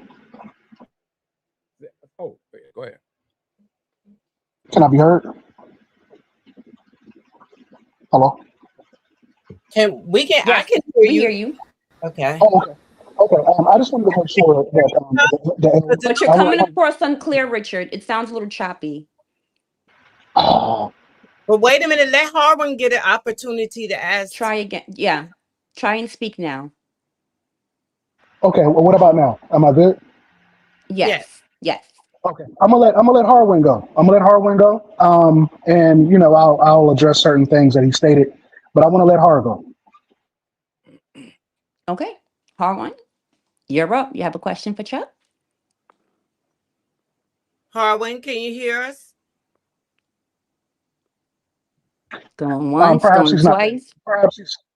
Perhaps he's not He's ready. on mute. Um, Harwin, you're on mute. So I'm gonna If you drop Harwan. If you don't come in about 10 more seconds, I'm gonna drop you down off no, don't drop the him stage. down. Don't Okay. drop him down, please. Just All I right. don't Go ahead, Richard. oh, go ahead. oh, okay. Um, in linguistics, the P and the B is interchangeable, right? Mm-hmm. You'll see. You'll see that throughout Dr. York's publications, he used Nuwaubu and he uses Nuwaubu. Okay. You'll also see throughout his publications is he used the word Nuwabia with a B and he uses the word Nuwapia with a P. So to make this argument that the two are different is erroneous. That's an erroneous claim. That's number one. Number two, the second claim is this that Nuwaba as a place name is found in Sayyid al Maghribi's publication, right, which is 11th century. And Nuwabia is found in Abu al Idrisi's publication, which is the 10th century. Okay. And then you'll also find a Nuwabia on Syriac maps as well. The only thing that I'm trying to do here is to stop the claim that Chuck Morgan has made for 15 plus years, to stop this claim that the doctrine and what Dr. York has taught is not found in ancient historical records. That is a fallacious claim that Chuck Morgan has promoted for the last 15 years. Let's test it. The real issue is, and if you give me 15 more seconds and I'll let Brother Chuck speak, right? The real issue is this. This is the real issue. That in Dr. York's teachings, he put a lot of Masonic information in his teachings. This hard one, Right? what's happening? Hold on. Give me 10 more seconds. Give me 10 more seconds. And whenever someone has done that throughout history, Carter, mute your phone. There's a lot of feedback. Mute your line right quick. Whenever someone has done that, whether it be whether it be Marcus Garvey, whether it be W.E.B. Du Bois, whether it be Elijah Muhammad, whether it be Noble Drew Ali, whenever someone has challenged the Masonic institution of America, the federal government has always came behind them to discredit them, right? But this time is a little different because all you have to do is just go on Amazon and go purchase some books that you were not usually purchased, and that will stop this smear campaign that the federal government is running to discredit the teachings of Dr. York. They did the same thing with Elijah Muhammad. They did the same thing with Noble Drew Ali. They did the same thing with Marcus Messiah Garvey. It's a repetitive theme. And whether Chuck Morgan understands or knows it or not, he's playing into that same theme. He's playing into that same theme. And that's to discredit these men who has come to show us how this society really operates. Right. And I challenge anybody who's listening or who's even on the panel, go get the book Nuwaubian, the Nuba of the East and their Western Migrations, and hold that up to what Chuck Morgan has been teaching for the last 15 years. It doesn't pull it up. It doesn't pull it up up now. Won't you pull it up now? I don't have that. I don't have that capability. Of course you don't. Of course you don't. Of course you don't. I'm on my phone right now. I'm on my phone. It should be on your phone. If you're gonna come up here and challenge, you should bring your work with you, right? Bring your working tools. Chuck Morgan, that's what we were taught. That's what Ansars and Nuwaubians were taught.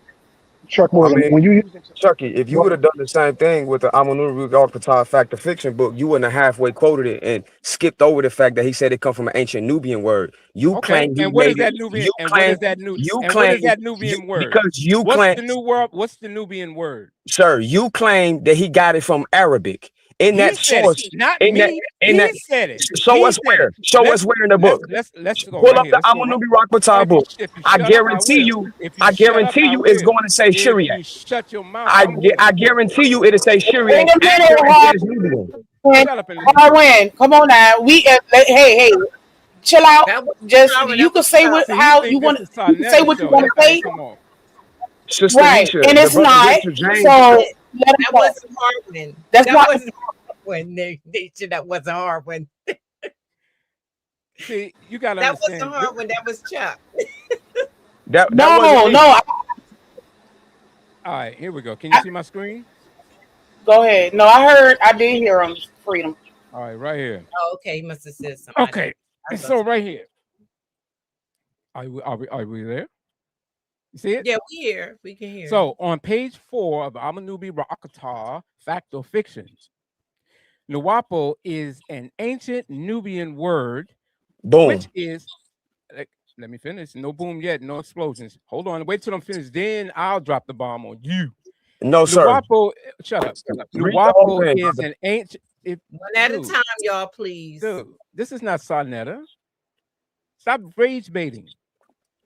Not rage baiting, brother. You misquoted Stop it. rage baiting. How You am I misquoted it, misquoting? bro. How am I Because you did. misquoting? Because I Shut have you. up. People, Because can I have y'all you read this? documented. Let the people Because I read have you this. documented, ignoring that it said it's from an ancient Nubian word. Let's read what it says here, and then whatever this kid is saying, we'll deal with that. I'm a grown man. I'm a 36 well, year old. well, then act like it.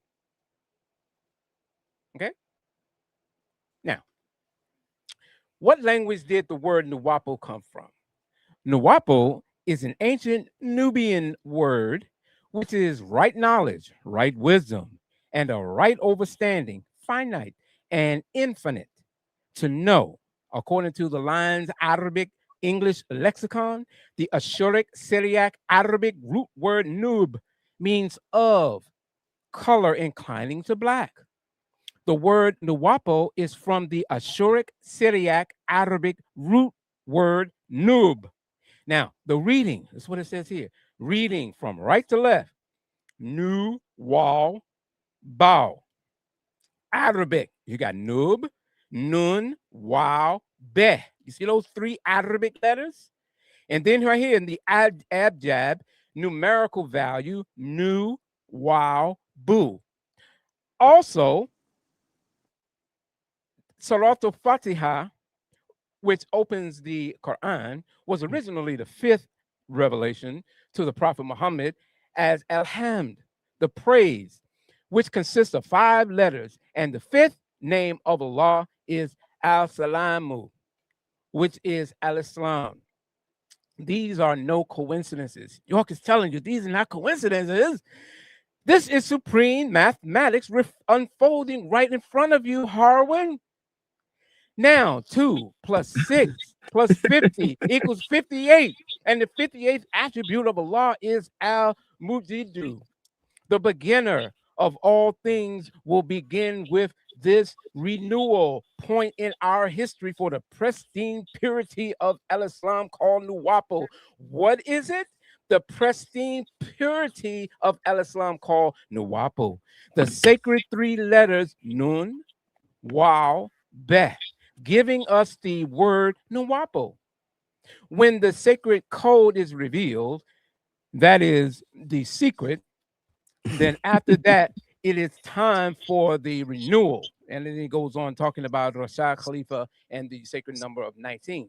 But the core of the argument is where he says here, and he said it in 1990 in the Elohim video, where Nuwapo is the science of sound right reasoning. That's what he defines it as. Now, if you want to say that it means a city or a place, or it becomes a toponym, then that's fine. But that's not what he said. And I was just going by what he said. Go ahead. I can now respond. Mhm. Okay. So when it says Now bring it back up. Oh, you want to bring back? All right, hold on. Yeah, please do. Because hold on. Let's go into it for the people that don't understand what they're reading. All right, bet. Hold on. Yeah, let's do that. Because that's not the only thing he said. Okay. And then I'm gonna show you some more that he said, so we can have correct. Oh no, I'm gonna show you some more too. You ain't got to worry about it. Oh, that's all good because I got more than you ain't seen yet. You think so?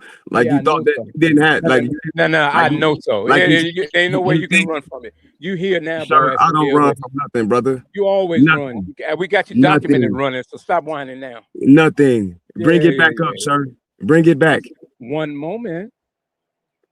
Oh, now your stuff not working conveniently. No. Hold on, let me give it to you. So while he's bringing that back up, he skimmed over when he said it's from an ancient Nubian word. For those that don't know history, Arabic is approximately between 600 to 700 AD. In that line right there in the Nuwaubian Rockbatah book, it says Ashurik/Syriac. In parentheses, it says Arabic. Syriac is not modern day Fusa Arabia. That's point one. Point two, the first line says that it's from an ancient Nubian word. Chuck goes on to say, what ancient Nubian word? He told you the root right there.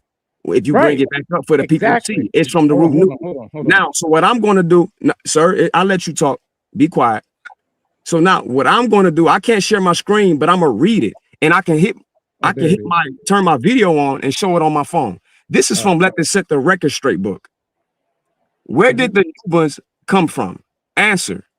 The Nubians or Nuwaubians came from Nuba, Nuwba, in parentheses, Nuba, a country in southern Sudan, which included Ethiopia, originally called Aksum. He even went so far down to say Uganda and Kenya. They are the original 9-ether woolly hair beings, descendants of the Anunnaki. The Nubians language, Nuba, is said to mean gold. Right there is the ancient Nubian word he's saying that it come from. Now, if we go to the University of Chicago website, they will also argue that the word Nubian possibly comes from the word Nub in Egyptian. I read Medunetzer, sir. Beautiful. You can show what it means. So when you claim that it comes from, he said it comes from Arabic. No, he didn't. So wait a minute, wait. Sir, listen, I'm talking, sir. I'm talking, sir. Okay, so some decorum. Go ahead. So some decorum. In that line right there, when he says it comes from Syriac, Syriac predates Arabic. It predates it. Now, I just read and let's set the record straight where he said the Nubian word you asked before when I first came on here, I just read it to you. So this is what we're going to do. So you can't claim I'm making it up. If you guys can see my screen. If it's too blurry, I'm sorry. Am I sharing? You want me to stop sharing or what? No, keep it up there so people can see. The first line says Nuwaubu is an ancient Nubian word, and we all know Nubian dialects predate Arabic. Can y'all agree? No, you can't hardly see it at all. You really okay, can't. but there you go right there. Well, let's set the record straight. Can I ask you a question?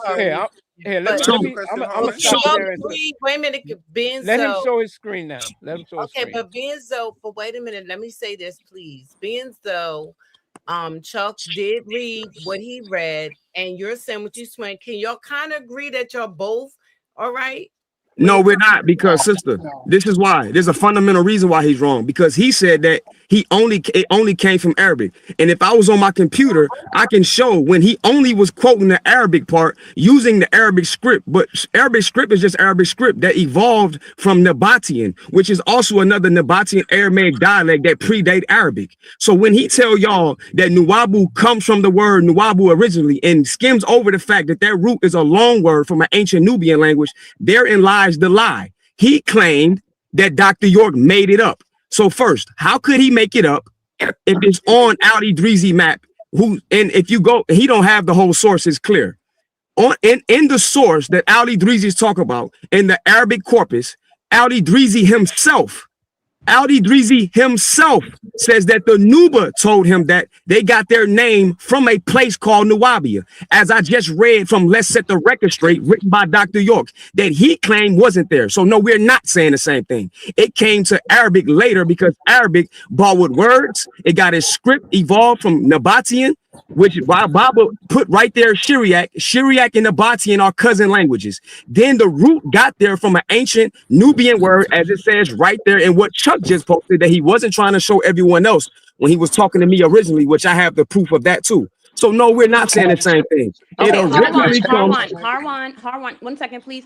Okay, so we're gonna allow you said a mouthful, you said a lot of information. Great. Chuck, I don't you can respond. Yeah. And then I have a follow-up Yes. question. Yeah. Can And you then hear me?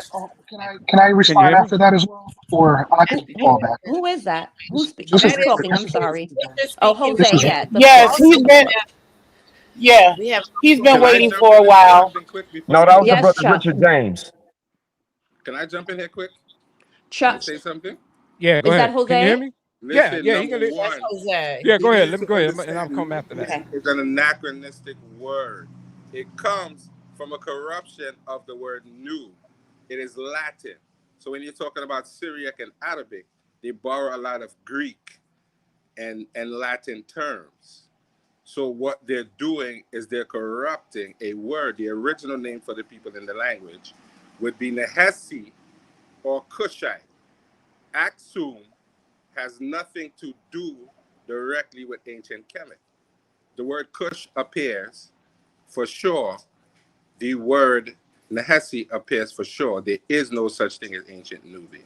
That's an Sir, in the anachronistic term. Egyptian text, there's a people called Nebi'u. Bro, there's no such thing as ancient Nubian. There's no word in the ancient Kemetic So are language you that saying in the means ancient Nubian. Egyptian language, I can't show a people called Nebi'u? Is that what you're saying? I'm saying you can't show no ancient Nubian language. That's what I said. No, what I'm saying that Dr. York clearly just said is from the ancient Egyptian root, the word noob, as I just read from Let's Set the Record Straight book.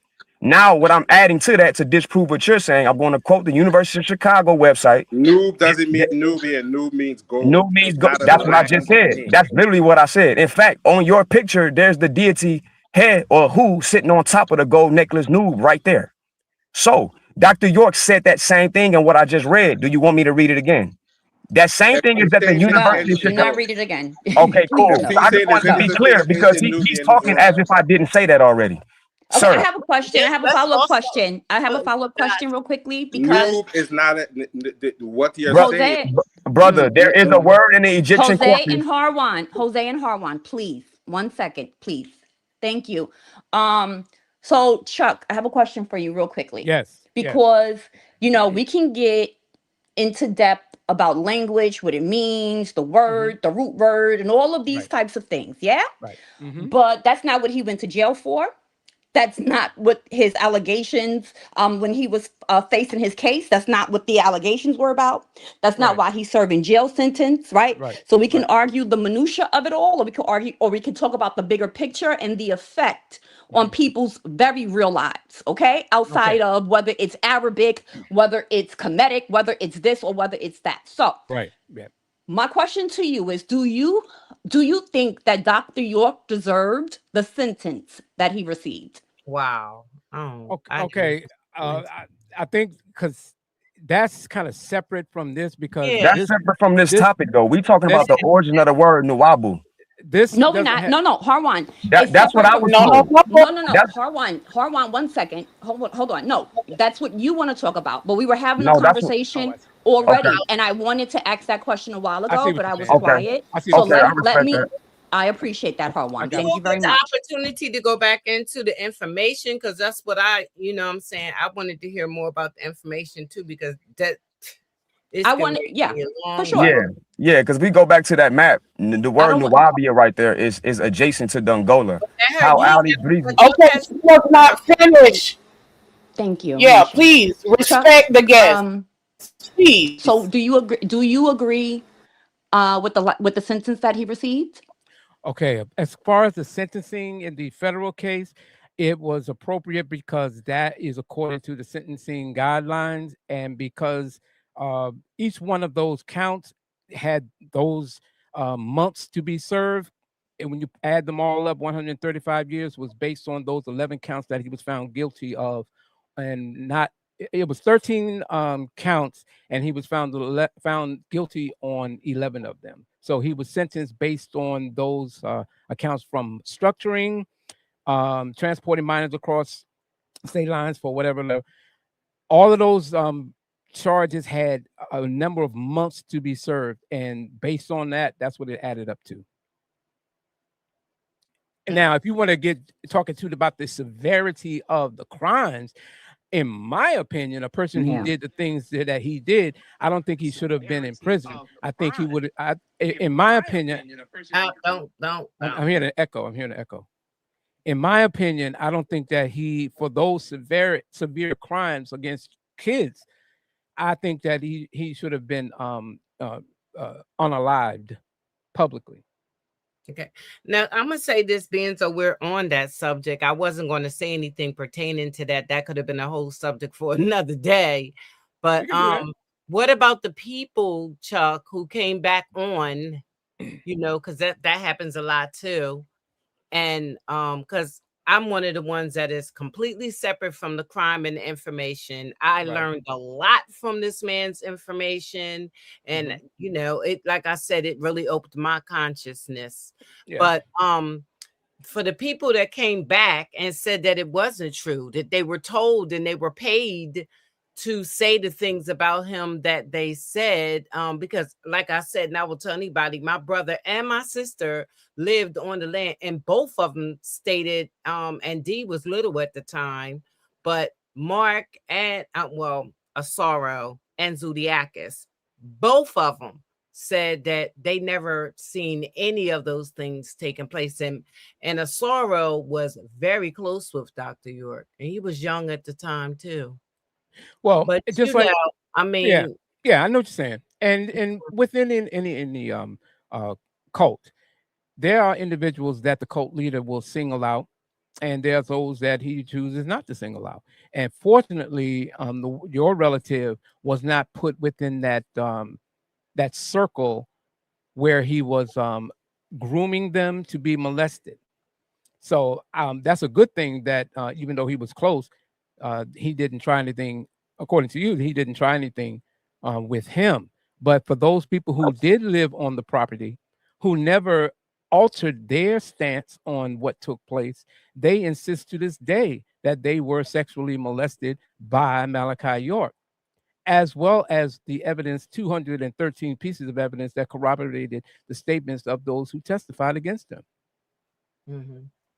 That's why I said, and this is how Nuwaubians are very disingenuous. They lay claim to, well, this is what York did initially with the Isles of Patmos series, is that they're purposely holding back these transcripts, because if you got a hold of the transcripts, you will see that they were all lying and they didn't have a case against me. So when we get a hold of the transcripts, even the people who were taking live notes in the room that was set aside down the hall, where they could watch the trial in real time as it was happening, they were taking trial notes so they can compare what was being said to give back to Adrian Patrick. They never put those notes out to the public. And those people like Prince York, who claimed to had spent $15,000 in order to get those sealed transcripts, they never put them out. And for the record, in 2006, those sealed transcripts were unsealed because Richard Moultrie, the prosecutor, the brother, had motioned to the judge to have the transcripts unsealed, but in a redacted form, because some of those individuals were minors and they just wanted to omit their names. And then the judge signed off, and they are to this day unsealed. I just happen to have those that are unsealed, those that don't have those names redacted, and I use them periodically when I did articles. So the bottom line is, in 2026, almost 22 years later, Nuwaubians still haven't brought forward those transcripts so that the public can decide whether he was guilty or not, because those transcripts puts you in the audience, puts you in the courtroom. You were I would say somewhat close to Dr. York, right? Did you ever see him do anything that would make you feel like he was doing these things to children? And where were their parents at? And because if they were all on the land, I mean, how could some people not know this was going on and some people know it when, I mean, the land wasn't that big, right? You know what I'm saying? Like, yeah. I just and yes, that's the thing. Suspected this man of doing anything that was off, or I mean, because it just seems like some people act like they were there and they seen it, and Yeah. they, you know what I'm saying. But if they, I just, you know, Well, here's the thing. There were people who did notice things and saw things, and they spoke up about it. And one person who did speak up about it, she became ostracized. She put out a letter, and the letter sparked the investigation, where you saw minors coming out of his trailer at all hours of the night. Where in Athens, you had minors going upstairs in his apartment or into his room. where would it? When the search warrant was executed, they went there to collect the evidence because of what victims said, what they would find in various parts, in various areas, and even secret areas on Tamaray. That was part of where they found that 5 foot tall Pink Panther doll with the penis attached, as well as that blue doll that had a penis attached, that were brought out as evidence in the trial. That Pink Panther doll goes all the way back to Bushwick and upstate. So for me, no, I wasn't around him in the after hours. Remember, I never lived on Tamaray, thank goodness. Mhm. But so my relationship with York, was strictly based on Information. doctrine, Hmm. and it was a very cordial relationship because, he would. I was honored and privileged to have the fact that he would even call me direct. I'd be on the subway and he would call, or that Habiba would send a text message saying that Pops wants to talk to you. Are you available? This, and this, because of what I was doing on the radio up north. So it was a more business and on that line as opposed to anything that dealt with living. Only I was asked to live there because I did carpentry work, and because I stayed on Tamaray a couple of times when they were building on the Black Pyramid. When I say building on it, I ain't talking about constructing. I'm talking about doing all the artwork and the plaster and the paper mache and all that stuff. Hmm. All the feds got involved with it when the story about certain allegations started taking place. It had nothing to do with his doctrine and the WAPO and all that other stuff. That's Right. comic. That's comic book stuff. Nobody took that. That's such a tiny portion of it because it is so irrelevant. But for people who want to at least have something to say that I was wrong, they will run up and use that. But that's far removed from the reality of what took place after the fact. Once when they came from upstate New York down to Tamaray or Wahani, and certain sexual activities continued and in some cases increased, that was a direct violation of the Mann Act. And that was and that's what he was convicted on. I think 4 counts of a violation of the Mann Act, transporting minors across state lines. Not that you had to transport them yourself, but because at the trial, when the list was read out as to who was going to come down, these listed victims were on that list. And so, remember, we lived in a segregated, and wasn't just on Tamaray or in Jazir Abba. This is how it was in the community. We all lived separately. The men lived in the brother's bait. The sisters lived in the sister's house. The Benats, or the children, the little girls lived in the girls' house. Infants, of course, stayed with their parents. So York had full reign and custody to be around these kids while the women were doing their chores in the sewing room, the audio room, the art room, and various other places. And then the girls spent a lot of the time, those that he chose, because remember, he had a group of girls who were molested previously, who then started grooming new girls that came in later on. All that was brought up at the trial as well. Wow. So you're saying these kids never seen their parents hardly? I mean, because Well, in some cases, some of them didn't. And because they worked how all the long time. was the land? How long did they actually stay on the land? How long was the And well, land? that depends on which person you're speaking of. In the case of, say, someone No, I like mean, how long did he have this land, the land in Georgia where they were all staying? okay.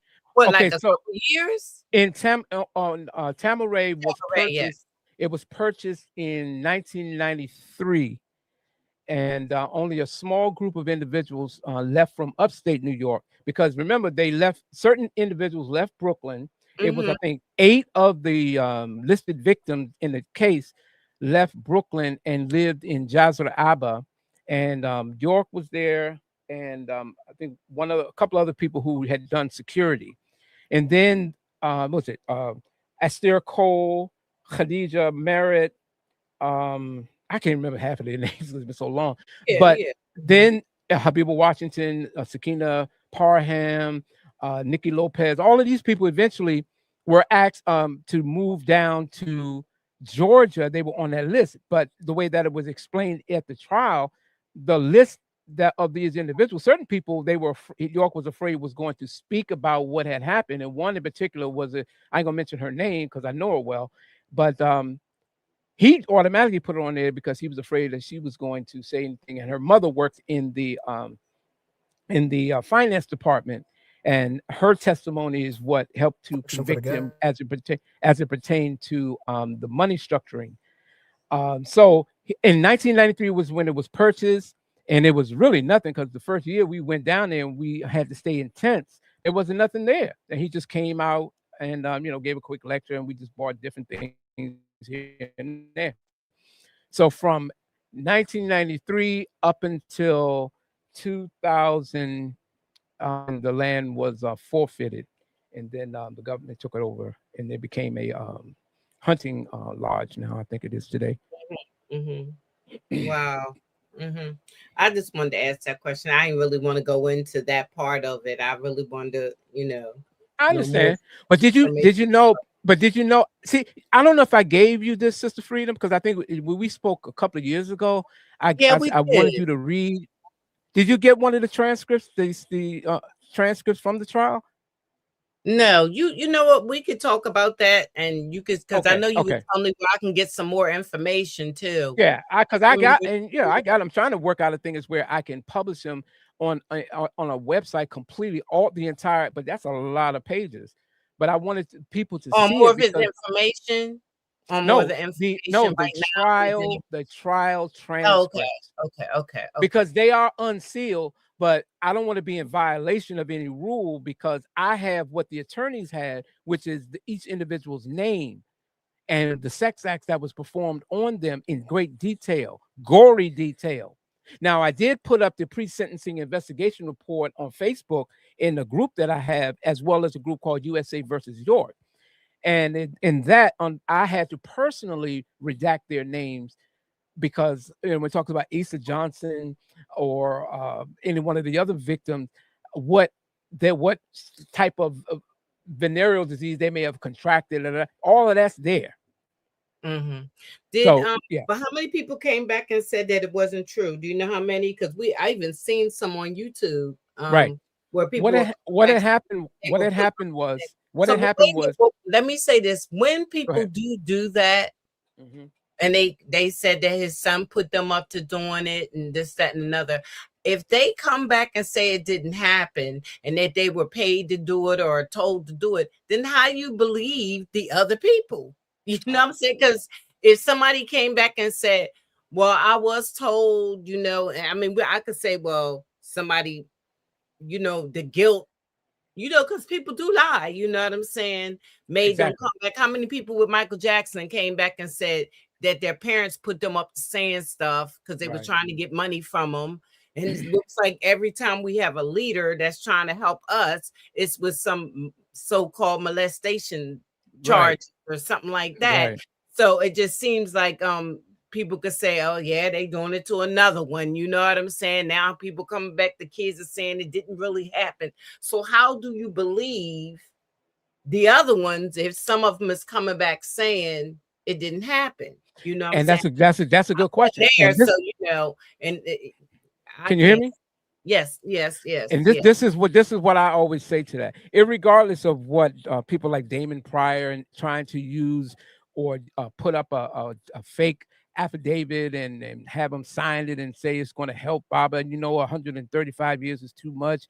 That's a death sentence. So at least if you say this, it'll make at least not not 135 years, but at least it'll be something less, and you sign on to that.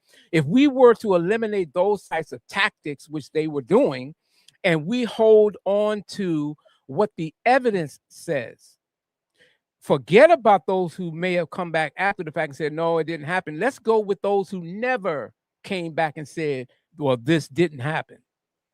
Let's go to the ones who said it. And then let's look at the corroborating evidence. Because remember, they were segregated, so they weren't comparing notes on what to say.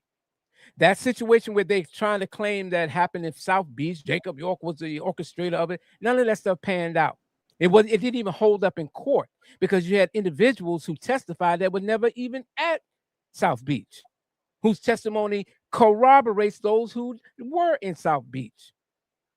And the evidence that was collected proved it to be factual. And this is what led to that jury convicting York. The evidence. Remember, York himself even admitted, he in 2003 in the state and federal, he claimed he pled guilty to those and at that time he pled guilty to 40 counts of aggravated child molestation, I think one case of ape, and then a couple of minor charges. That's when young, if the kids, I said, I guess if he was older and say the girls were 16 or something like that, it's still, you know what I'm saying? I'm not sure what the age. Right? No. Well, I know this. No. This has nothing to do with Islam because York was just pretending to be a Muslim. He was playing the game. He already told you I created a cult and I used Islam to create that cult. He told you that. He even put out an audio why we used Islam.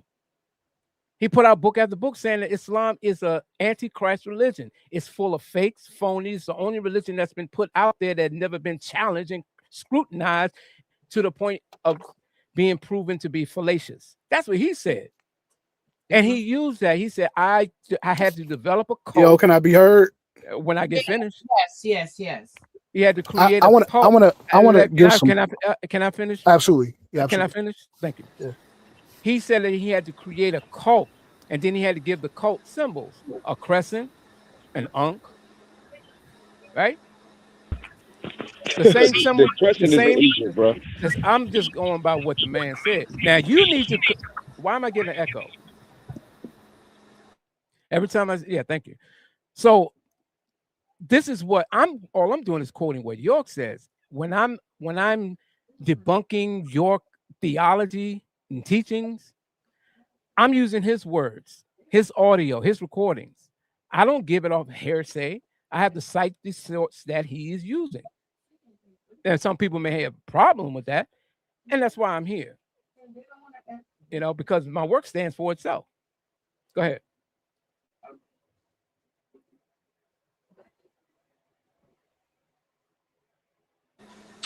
Go ahead, Richard. Go ahead.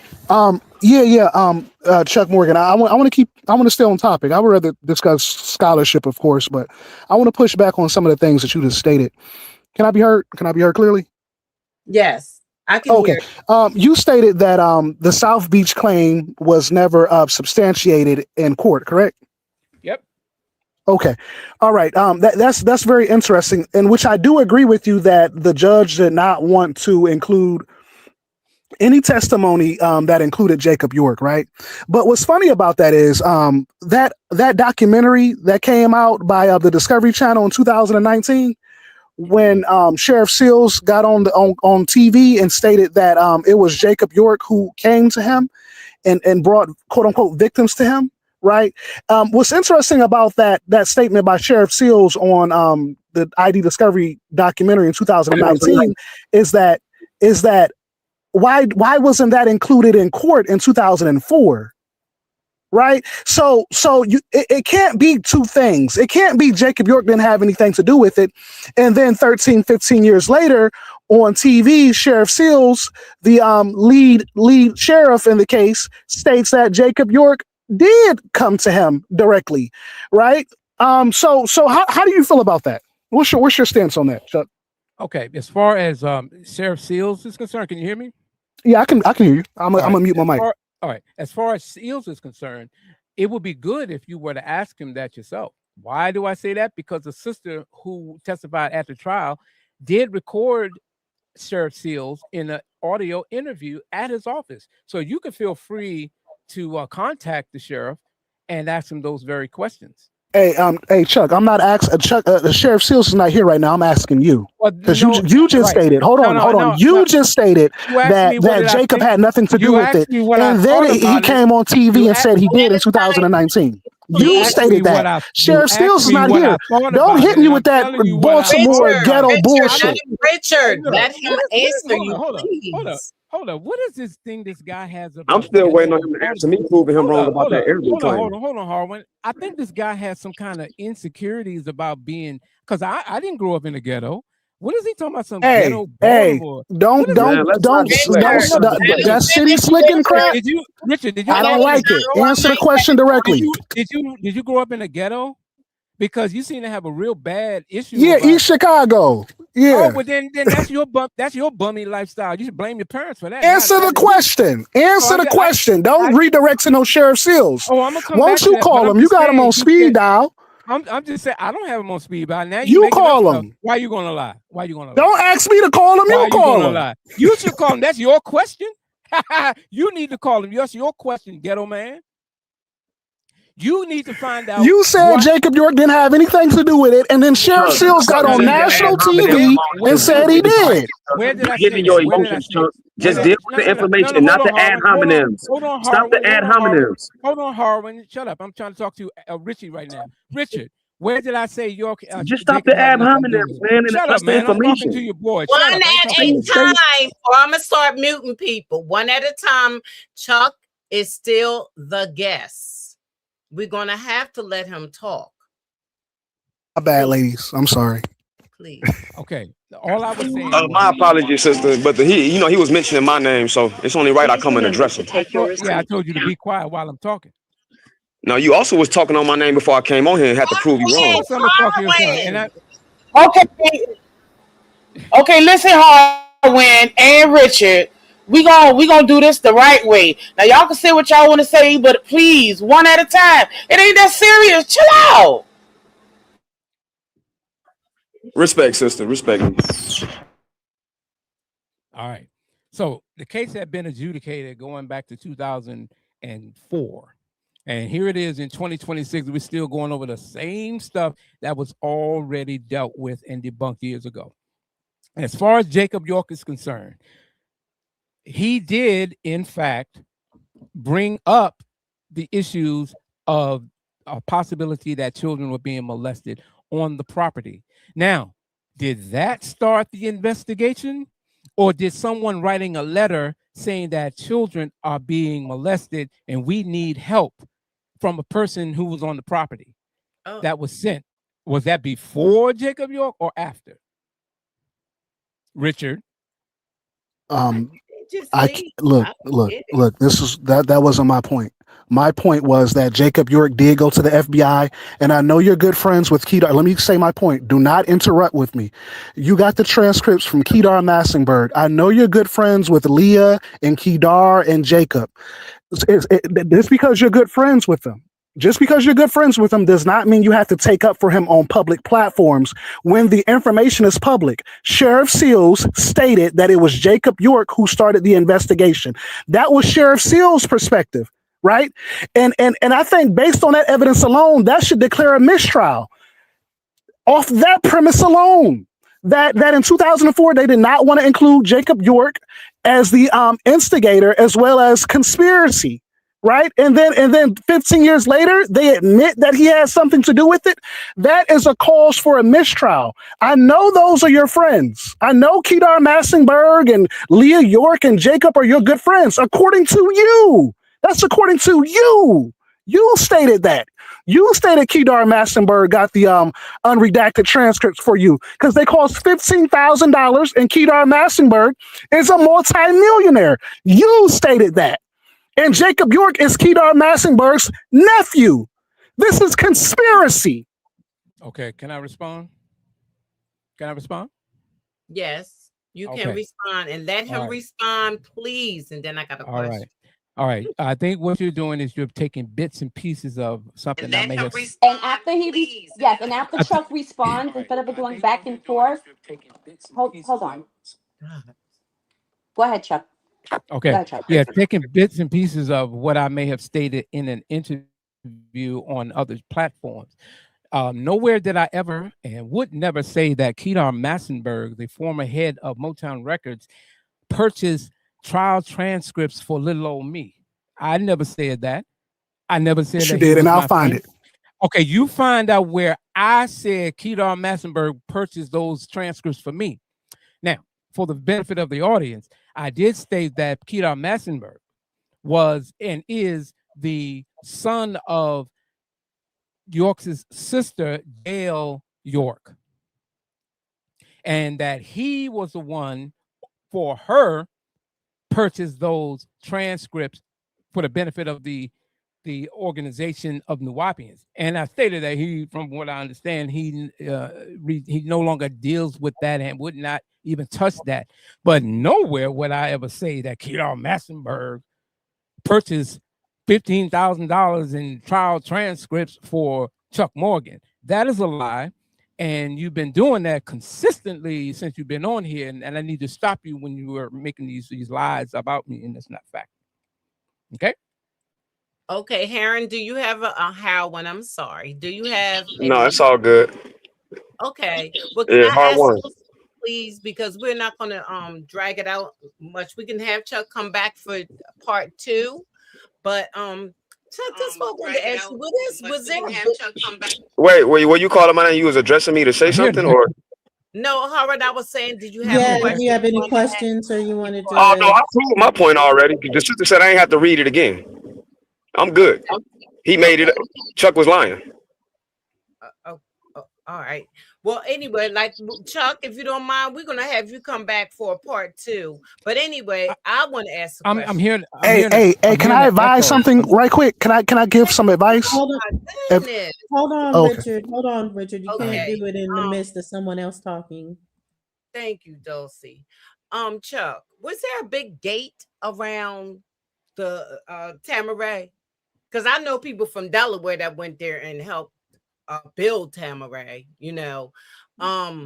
what I'm saying, was there a big gate around it? Because I'm trying to feel like because I still can't imagine how this man had that much pool where it was ladies living in one part, and I being almost Muslim, I understand that.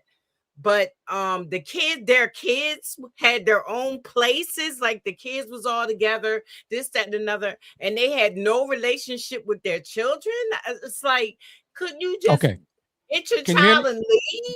I No, no. mean, Can you hear? nobody's saying, Can you hear Mom, me? this man is women. Let me finish my question. This man Go is ahead. Go ahead. doing this, or the girls, or however, and you just pack your bags and go, and then the women can't be with their husbands, the husbands can't be with the wives that pretty much had to pay to be with their husbands. And this, what I mean, what man would go for that? First of all, and what mother would go for that? And why couldn't you just leave? It's to this day, people go, still Yep. read this man's information. And matter of fact, let's make this plain and clear too. You know what I'm saying? His information that he taught back then, people are teaching it now, and he was teaching it back then. But Well, you need. all that. Yeah. I'm like, No, well, the whole Anunnaki and all that other stuff. All that stuff is nonsense. The majority of York's doctrine is false, fake, made up garbage. And that's part of why I put up the website where you can The look at word the sources. Nuwapu ain't made up. Everybody We figured mute. that out today, didn't we? Everybody wait a minute, mute up. Yeah, no, Everybody we mute didn't, up. because the word Nuwapu is coming from 3 Arabic words. please. Now, No, when you sir. try That to said do this, Syriac, brother. And then before they said a Nubian word. okay, Then I okay, added. okay. Hold on, y'all let him lie. He's lying. No, wait a minute. He's No. just You answering do the not get to question. over talk, Harwin. Yes. Yeah, that's why I'm not talking about Chuck. I'm talking about Harwin. Harwin, Yeah. no. No, I'm agreeing If with you you. interrupt Chuck again, we're just gonna have to boot you. So have some decorum and wait for him to finish. Go ahead, Chuck. All right, what I was saying was, well, let me try to do with 2 parts, Yeah, because because you I were did talking. ask a Yeah, lot. let's deal with your part initially. You got to understand, I don't know if you ever lived inside the community. No, I didn't, but my brother and my sister did, Zuliak Okay. and All right. all right. All right. When you lived in the before you even moved into the community, it was already explained to you. And first of all, you're asked the question, how do you feel about segregated living? Where your parents, your mother, your children are living separate from you. If you agree or consent to that, it's already it's part of your application. The people who didn't like it, didn't want to deal with it, they left. So Okay. the picture was portrayed this way. Your claim to be the embodiment of an angelic being named Michael, Murdoch, Melchizedek, all of these fictitious biblical characters. And then he came up with another one named Yanun, which is supposed to be Ya and Nun. He was from the 19th galaxy called Ilium. That was one of the lies that York taught, and he was very successful with it. Now, as part of it, he claimed that this was a prophecy in living. We're living a prophecy, which was that the angel Michael is going to raise 144,000 children of light that have not been defiled by the harlot, which is symbolic of America. So you had to take them out of society and have them living in a secluded tabernacle. And the angel Michael's the one who was going to groom them to be the messiahs who will go off and prepare the way for the return of the real Messiah. This is Ansar and Nuwaubian doctrine. So in order for that to happen, parents allowed and trusted York that their children would be a part of this prophecy, which was the raising of the 144,000 dressed in white that you find mentioned in the book of Revelation. This prophecy and this ideology continued from Brooklyn, all the communities from Boston to Florida to Georgia. That was part of it. So whenever you moved into a tabernacle or community, you had to live segregated. And that went from upstate, where they were segregated, all the way down to 404 Shadydale Road. So certain people who were old heads down there, because you didn't have technically new people moving in on Tamaray unless they came from another community where you had that same segregated living. And the sisters understood that because that was part of it. So yeah, some didn't like it, but dealt with it because they believed York and this prophecy that he was the one that was going to prepare the way and on the return of Nibiru, where the 144,000 would go away for a day, which is like 1,000 years, and then come back, and they will be our salvation. This is the gimmick that York put out there. And that's why a lot of the parents lived with that and dealt with it and agreed to it. Let me ask a question before someone comes in. I just wanted to ask, because that's kind of code 101, what you're talking about, divide and Exactly. conquer. Keep the children away from the women away from the men, conquer the men, etc., etc. What do you think it is within you that made you stay so long That was in my this cult? Okay. Okay. All right. Here's why. Here's my situation. Now, I lived in the community from 89, and then I left in 1990, and there was a brother from Philadelphia named Kedar who wanted to open up a store in Florida, or open up a tabernacle in Florida. And because I did artwork, I was part of a group. It was only like 5 of us, and we went down to Opelika, Florida, and opened up a community there. So I left DC and moved down there, and it was only 4 brothers. Kedar had his wife and his infant, and it was just these 4 brothers. And we had tabligh, or brought in a couple other brothers by walking and breaking stuff down, because we had to deal with Yahweh ben Yahweh down there. But that's another whole nother story. But that I made the transition from there to there. At that time, I didn't have a wife because I had never been married. I didn't have a sister that had to deal with this kind of stuff. Now, I did bring a sister in eventually. She had 2 daughters.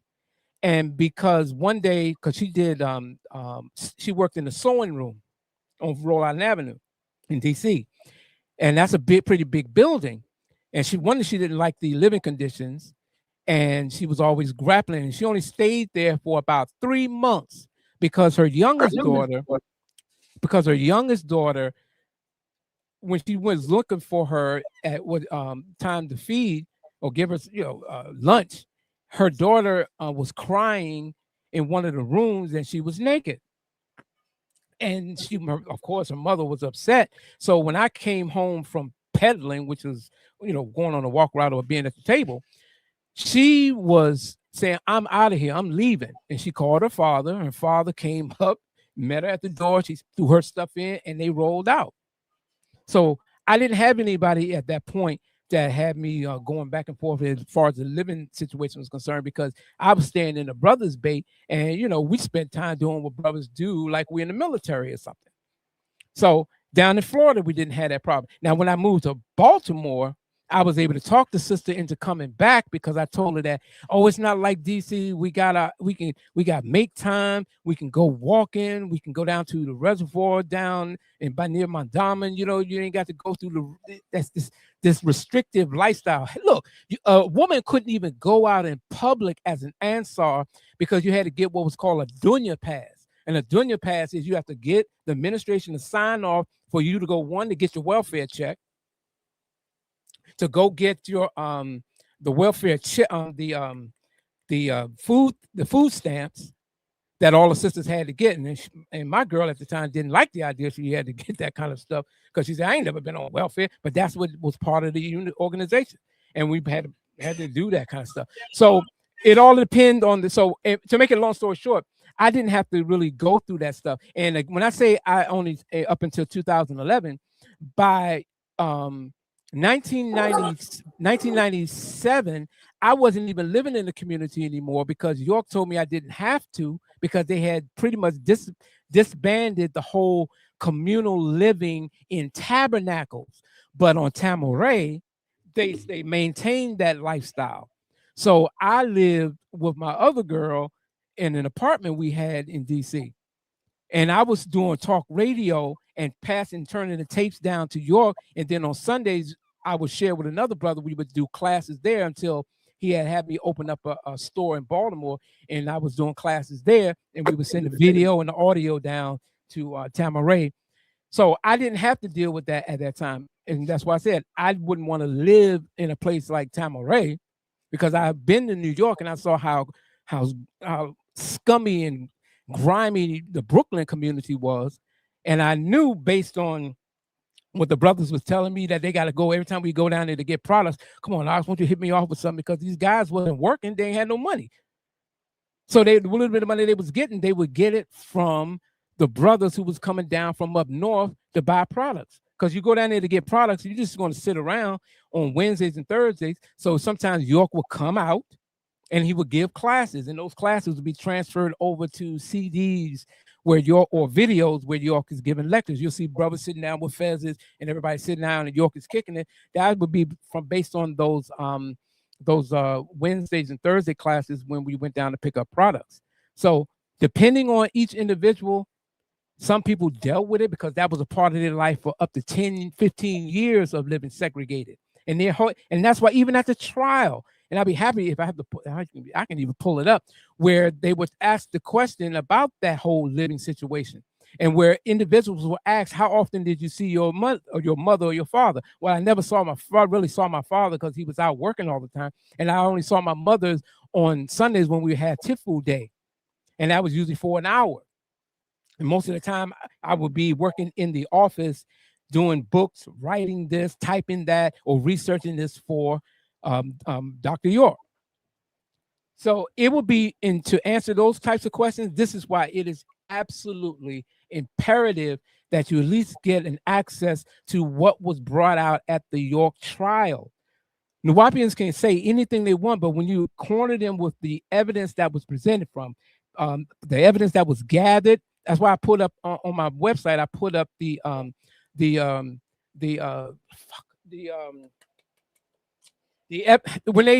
did they went to collect the evidence. They had specific places that they were supposed to go and execute that to protect that evidence from being destroyed. I forget what they call it, But anyway, that evidence was brought in and it helped to corroborate the statements that was made at the trial from different individuals. And that again led to the conviction of York. He wasn't convicted on any of this stuff pertaining to doctrine, other than he presented himself as being a man from another planet. In that when one of the males was asked, did he ever explain to you why he was molesting you? And he said that it was part what the gods used to do in Egypt. And then he said that we thought he was an extraterrestrial from another planet. And that was what York portrayed himself to be. Around 1990, he then started claiming himself. No, 1993, he started claiming himself to be an extraterrestrial from the planet Risk. Prior to that, he was just calling himself an angel Michael from the 19th galaxy. That didn't change until he got a hold of Zechariah Sitchin's novels, and then he started elaborating on it. Okay. Well, is there any more questions that anybody have for Brother Morgan? Well, hold on. Is Harwin still there? I don't know. Yeah, he's still there. I'm gonna ask him. I'm gonna ask him a question. Harwin. I don't know where he went. He's there, but Harwin, can you hear us? Harwin, can you hear us? I don't know. Harwin, there he is. Harwin. I guess I don't know. See, and sisters, this is why he's going into the knowledge, because he's telling people things that are untrue to apparently He must have justify. So apparently justify the behavior that he was accused of by saying these are things that happened in the ancient world. There's no proof of that. So this is why he's saying, yet people like Harwin is just talking. They have no knowledge of what they're saying. They don't even know. So they're just repeating him, and they don't even know that the languages that they're talking about are parents of the Arabic, as well as Latin and Greek, but they don't know that. They want to defend something, but they're defending nonsense. Brother Joseph, because he just showed that was another language. That's not, and it means Nubia and Kerma. Go ahead, Chuck. Brother Joseph, I agree with you 100%, and that's the point I'm making. Now you start, because I don't study Medunetra. Okay, I started taking classes with Bajaru, and then I lost interest in it because I was on this whole Sumerian thing. Let me ask you a question. Yes. Okay, now York taught that the pyramids of Egypt, Giza and the likes, were constructed by an Anunnaki. Number one, it was the Anunnaki that built them. Is that mentioned in any Egyptian text that you know of? No. It says Khufu, Khafre, Menkaure, and these are the individuals who actually built them. The biggest one is called the Pyramid of Khufu. So when you're talking about them, these are like, one is the father, one is the son, I think one is the uncle or grandfather. So they're all related. And they're all from, I think, the fourth or fifth, around the fourth or fifth or ninth period, as we call it today. So there's no inscription that says. Harwan, I'm sorry, Chuck. Harwan, you have to mute up. Can you? Please. No, sir. Can you please There's mute no up? inscription that says that. Anunnaki is not a word that I think. Now, I'm not an expert on Medunetra, but I don't think you see that word. Does it say? No, that word is not in the text. That word is not in the Egyptian text. Okay, Harwan, does it say the Neteru built the pyramids of Egypt in a text? No. We don't have any. He's talking to me, Uncle Jose. Respectfully, no disrespect to you. There is no text that says who built the text. What we have is Khufu's name engraved into the Great Pyramid, but there is no definitive proof of who built it. It's an agreed upon scholarly assumption that Khufu built the Great Pyramid, but that's not a proven fact. The Papyrus of Murder doesn't even say that. Okay, cool. So we don't know. The best answer is we don't know who built it. Okay, bet. Can I ask you a question? This is between you and me. All right. Yes. Hello, can you hear me? Yeah. Listen. Let's do this. I watched the show where you was on with Uncle, right? just yesterday. Now, I know how Unc feels about you and what you teach, et cetera, all that stuff, right? And y'all were able to have, even at times, agree on certain points. For And sure. I I remember, even agree with you on something. and Unc said, no, you said, or Unc said, even enemies can agree I sometimes. said that. All right, Yeah, you I said said that. that. All right. And then And Unc said, well, brother, we're scholarly enemies. all right, let's do it. Cool. Now For sure. here's my I can respect somebody that's honest, whether or not we're enemies or not. If you being all right, honest, I'm going to respect that. all right, here's my question to you. And I mean this, I want to do this. Regardless of how we No, started wait. off. Before you ask that question, I wanted to respond to what you were saying, because this Okay, go Arabic ahead. this Arabic lie is still being propagated. But that's York's claim. No, sir. That again, you are halfway quoting that Okay. that book, and then I emphasized it when he talked further on that term. And when you asked me where the Nubian word came from, I Okay. specifically told you where. Then I Okay. also quoted Ali Dreezy, the map that you showed, which I had multiple years ago, by the way. Oh, well, That that's map, good. Do you yeah, have the original map? Do you have like yes, the sir. original? It's in my Okay. phone. I've had it for Okay. years. The Okay. one that Good. you're showing is the one that's in the UNESCO Volume 4 book, because they Okay. were quoting Ali Dreezy. All I right. have the Cool. original source, and I have the Arabic corpus source that he's speaking on, who he got it from, and it's not Arabic. Okay. Again, I'm just quoting York. Now, if York No, you was misquoted him, brother. So no, I was speaking on the I misquote. was No, it's my literally turn. Wait, it's my literally. turn to speak. I'm allowing him to engage with me while I'm speaking, but No, it you're was my not turn to allowed. speak. You're No, you're you not allowing him. He's the guest respectfully, and you've been up. Oh, but Harwan, Doc, we've it was my had you turn, on. sister. Harwan, please calm down. I'm He's calm, but talking, and Doc, it he's was. the guest. But he's the guest. Just We're relax. both guests. It was my turn to speak, No, was it it's not? his show. Okay, Harwan, I'm gonna drop you if you can't get it together. Just please let him finish his thought. Thank Sister you. Dots, may I ask a question before he go? No, not yet. Let him finish, and then you can ask your Oh man. question. Okay? Thank you, Harwan. Go ahead, Chuck. okay. Only point I was making was I specifically read what York was saying. All the other stuff, he said that. Matter of fact, he's saying that the word itself is where you get the word for um, uh, prophets, Nebi. He These said that that's what works. York, Let him yes, say Yeah. it.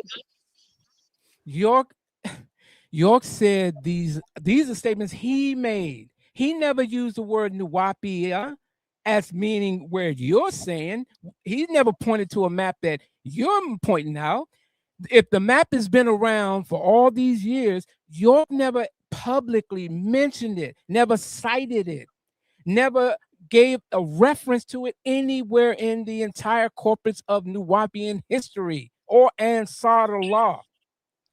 So all I'm saying is that's what he said. Now, what you're doing is you're proving that if what you're saying is accurate, what you're doing is you're proving York wrong, which is on the same side I'm on.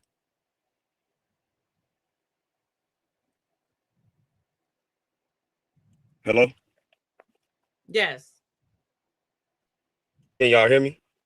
Yes. Okay, no, I'm not proving him wrong. I'm proving him right. Yes, he did say. Did he quote that Ali Dreezy map? No, he didn't. But you just said he never mentioned that as far as where that map says it is in history. That is incorrect, and I have the source. Yes, he Okay, did. show me. In Can you fact, pull up? Can you pull it up? listen, I'm gonna cam up and show you that I'm literally in my car.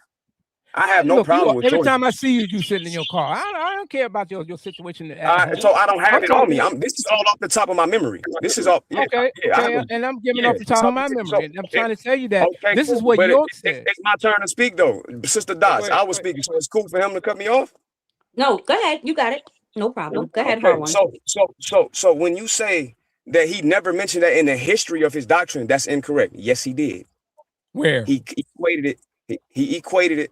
I know you want me to tell you so bad. I know, but all you got to do is accept the paperwork on accept. It ain't. I don't even think it's all the way your fault. I don't know, but Sinetta is refusing to get it in writing what the terms of the debate will be between me and you. But in that Dude, debate, I will gladly show it. So Harwan, I said I would debate you. I told him I would debate you for it's free. my For turn. free. I told him I For was going to free. debate you that day. Sister We can Dots, do it. can I I'll talk? just do it for free. I'll pay Can I talk? Sonetta in order for me and you to debate Can I publicly talk, for brother? Okay, free. one mic, please, Can y'all. I All right, talk, and brother? let this be. Let's land the plane after this. Hard one. After you are done, we're gonna just like wrap it up because it is going on midnight and we want to respect time. So if you can, Chuck, just let him get out what he has to say. Thank you. Go ahead, hard one. Yeah, so again, let me reiterate. He said that he never mentioned that in the history of his doctrine. That's incorrect, point one. Point two, when you keep claiming that he said that he made it up from Arabic, in what you said, don't even say that. What it says is Nuwabu is an ancient Nubian word. And then it goes into how it later went into Arabic. Anybody, any of you sisters can hit ChatGPT or Claude or whatever you got and just simply look up, is Syriac and Arabic the same language? And it's going to tell you no, they are not the same language. What is happening is some Arabic has borrowed the script and used it that way. But script and spoken language are two different things. That's point one. That's point two. Point three. The word noob he mentions, as I said, and let's set the record straight where that come from in Egypt, which is thousands of years older than Arabic. Arabic is nothing ancient about Arabic other than the long words that they got from and stole from other words. There's nothing ancient about it. So no, I'm not proving him wrong. I'm proving him correct. And I'll land right there. Okay, good. So in the language of Nuwaubic, right? Now, do we find the word Nuwapo in Nuwaubic? Do we? Is the word Nuwapo in Nuwaubic? Yes. The word Nuwaubic is a English transformation of, it's like saying Arabic instead of Arabia. Okay. It's English way of saying Misbatia or Minwapia. Minwapia would be the word for the language. The word Nuwapu would be plural for people. Okay. In the language. Okay. In the language of Nuwaubic, how was it created? And how was what created? The language of Nuwaubic. How was the language of Nuwaubic created? Yes. That's funny. Listen, every language. Go ahead. I'm waiting for you to explain. Okay, cool. So there were different stages when he was reconstructing the language, no different from what Egyptologists are doing. There are ages. For example, when Budge came in, he got some things right. I don't like how they treat Budge in Egyptology. They try to act like everything he said was wrong just because he got some transliterations wrong. But some things about his transliterations about the glyphs are wrong, and then later on they expounded on it. That's what happens in scholarship. Things grow when you find new information. So the earlier stages of what you're calling Nuwaubic, in my opinion, isn't even Nuwaubic. There are some words in it that is ancient, yes, but there are also some Semitic words, even in its way that it's spoken, that is Semitic, and what they call Nubic in the language that the kids were speaking. Now, in the language of Time book, it explains that verbatim. Now, the ancient language that we're calling Nuwaubic is what Dr. York is claiming comes from Central, East, and even Southern Africa. Now, that's a claim that we need to substantiate. Great point. I won't disagree, but that's what he's claiming. So what he's doing is reconstructing words, no different from Theophilo Benga and other scholars, that what we're calling ancient Egyptian in language that gave birth to ancient Egyptian. It's a reconstruction. Okay, are you done? Are you done? Yes, sir. Okay. Does York use reconstruction in reference to that? Does he? What does do you he mean? say I'm reconstructing the language? Nuwaubic. Yes, this is called the renewal of your story. Oh no, I said, did he not the story? Yes, the no, I said the language. Does he say that I'm reconstructing Nuwaubic? Yeah, he said I can't give you what you want so you can learn it. No. That's when he first made that statement. That was in 1988 when he was pretending to be. But he no. Wait a minute. Nuwaubic as a language had not been developed yet. This was when we were Ansars. So therefore, that passage that you just stated, I came giving you what you think you want, so you'll learn to think on the level of what I have to give, was before that. So you can't apply that. Yes, I can, because he kept saying. No, you can't. No, because he was speaking. No, you can't. See, now you're yes, I can, because he's still saying it. No, you did. No, he's been saying that because he was trying to justify the doctrine, not the language. Because we know where the language comes from. Chuck? Of course, I'm asking you because that is your. It don't come from Arabic. That is not. No, that's no. Let's go through what happened at the trial. I'm gonna share my screen We real not quick. talking about the trial, bro. Let's We look talk at about this. the Let's language. look at this. So at No, the trial of Chuck, Malachi York, there's we're talking one of about the the former language, workers. Chuck. Can you We're mute talking him so about I the can language. make this point? To the trial again because we trying to Yeah, we you know. talk about the language. Respectfully, I'm not trying No, to cut him off, but he's deflecting. this is the direct reference to the language. Nicole Lopez at the trial, 2004, lines 8 through 24. We went from Muslims to Christians to Hebrews to Native Americans, and once we were getting Hebrew words added to the language he spoke, he started making Nuwaubic language. Even though we had teachers from Morocco who taught us classical Arabic, the kids had their own dialect of Arabic we spoke. And Called Doc Nubic. was amazed. And let me finish. No, it wasn't Nubic. Nubic was a separate language. That was not what the kids were speaking. They were speaking standard classical Arabic, not Nubic. And Doc was amazed that we grafted our own language. And he would say we started another language. So he said he was going to put out a book on it, and we would give him different words. After a while, he started incorporating Spanish. In other words, that's why you'll find words like computer, certain types of cars that we find in because that is a Nuwaubic is a con lang, and this is one of from that trial. And for anybody, you can copy and you can screenshot this, and you can read this one excerpt for yourself. Well, the Nuwaubian language, because when the question was asked about it, did you say Nuwaubic language? Yes. What is that? Well, the Nuwaubic language is a kind of started out because we started coming, I guess, being around Doc, and even though we had teachers from Morocco and stuff, taught us classical Arabic. The kids, I don't know if it picked up or it morphed into, but they had their own dialect of Arabic that we spoke. That's where Nuwaubic comes from, Arabic. Well, I'm gonna say this though, but wait a minute, let me say this. So I think then you're in denial. No, I'm not, sir, because I speak Nuwaubic, bro. What are you talking about? Listen, yes, and I know people speak, and I know people speak Klingon. That's a con. We're gonna shut. We gotta start closing it. Yeah, it was great. It's after midnight. We gotta start. Yeah, but let me Ladies, say this. I appreciate Yes, it.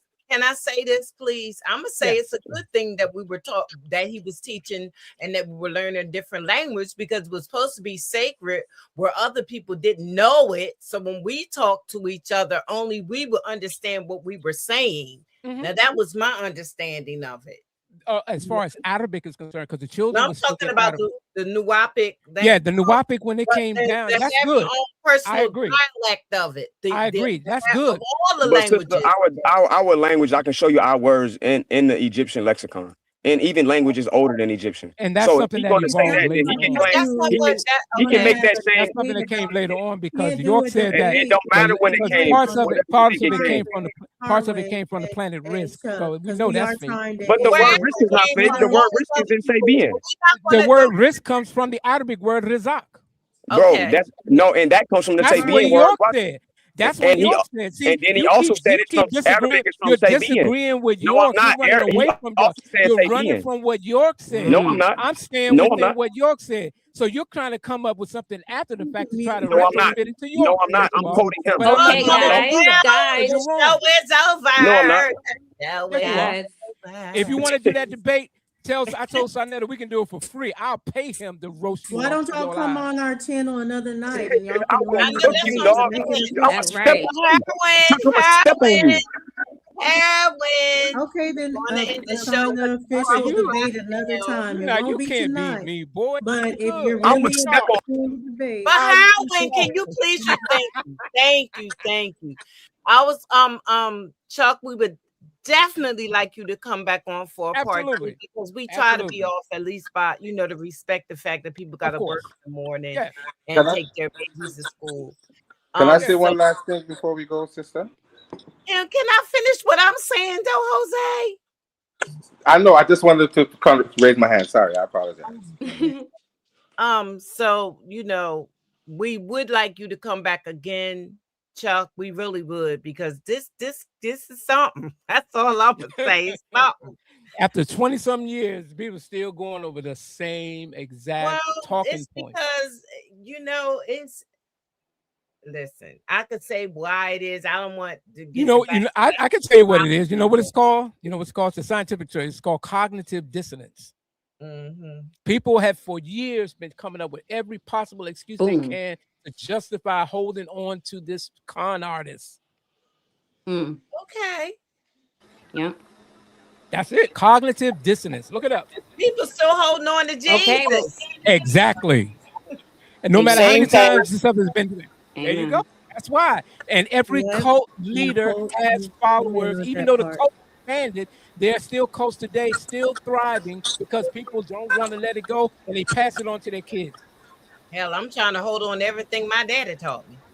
I hear you. That's child abuse. I feel you.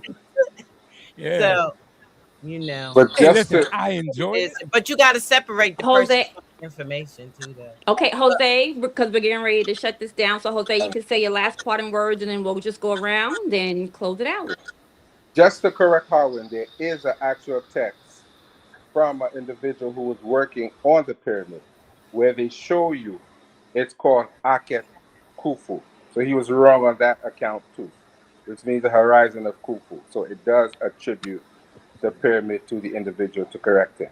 And I think that you should debate him and smack him around the ring with an open hand. Don't even use your fist. An Smack him. open hand.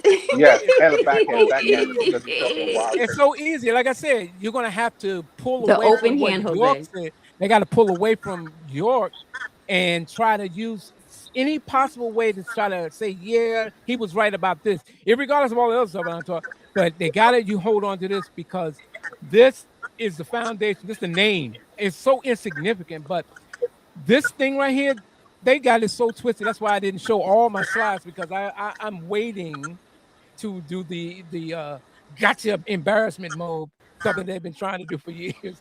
But they got this thing all messed up. All you got to do is read They those do. books that they put up there because you'll see that what it is just taking this stuff and running with it and trying to say when the man himself said this is where it comes from.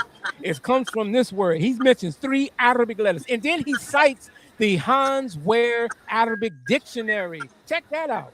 He cites the dictionary, a German dictionary, where it has the same thing in it. So all the other stuff they got to go and use something, go around it this way and that way. When the fact is, York said it comes from 3 Arabic letters, and then they're going to retrofit. And please take into effect, this is what I mentioned early on. York's doctrine begins to contradict itself because some people will read something in one book, and then some years later, another book will be written, and then they're going to stick with that one because they don't want to hold on to this one. And then the one going to come after that is going to contradict it. Because Set the Record Straight was revised 3 times, and he contradicts himself. Because in that same book, one instance he said that we're Native Americans. First he said we were Shoshone Nubian tribes, and then they changed it to Yamasee Native American tribes of the Creek Nation. Contradictions, walking contradictions. But I appreciate the time Yeah, and me this too. rigorous discussion. All right, sisters, thank you very much. I will definitely tune You're in for the welcome. part 2. I definitely want to Oh tune in yeah. for the part 2. Brother Lab, Assalamu alaikum. We're gonna have a part 2. So we'll find out when Chuck can come back again. And you can ask the question. Yes, Hey, and Brother that's what I Law, do. definitely. I've Maybe been we doing should this do for a a while. whole show on the Arabic and, have Brother We can Law do that. come, some other Arabic, and then we Yeah. can make it just a full You can bring discussion. Morpheus on because I know one Oh thing from yes, he was trying Morpheus. to get on. He was trying to Morpheus get is on. very good. He's been around for the long because he was in that Yes, he was period. trying Because to. I still retain some of the Arabic. I still remain some of it, but people who had continued on with Arabic, people like Morpheus, yeah, he could definitely be give insights.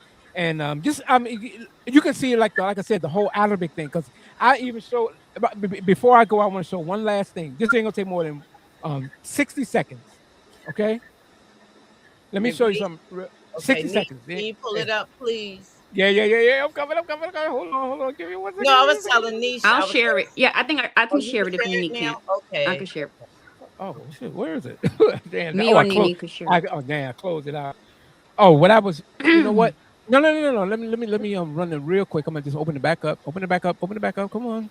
Come on. There it is. All right. Give me 1 second. 1, 2, 3. Open up. Open up. And then I want to share this because I thought it was it'll end this point real clear. When I was mentioning about Arabic, I told you Nuwaubic is nothing but Arabic. Here. one of the greetings that we find in Nuwaubian, right?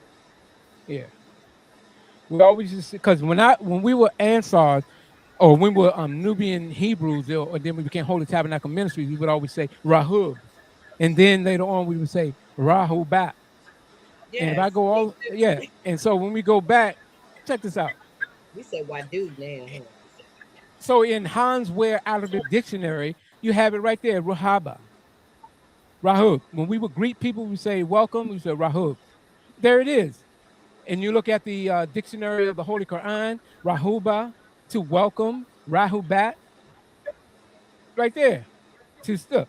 She became wise to welcome. And then you, of course, look at Rahubat means greetings. All I was pointing, my whole point in this, it's all Arabic. If you were to take all this stuff, you go back to the Teacher's Guide of Nuwaubic when it was first released, you'll find nothing but Arabic words, Hebrew, Spanish, Greek, all this other stuff, because Nuwaubic is a conlang. A conlang is the same type of language you will find the people who are Trekkies, they speak Klingon language. Ain't nothing wrong with it, no.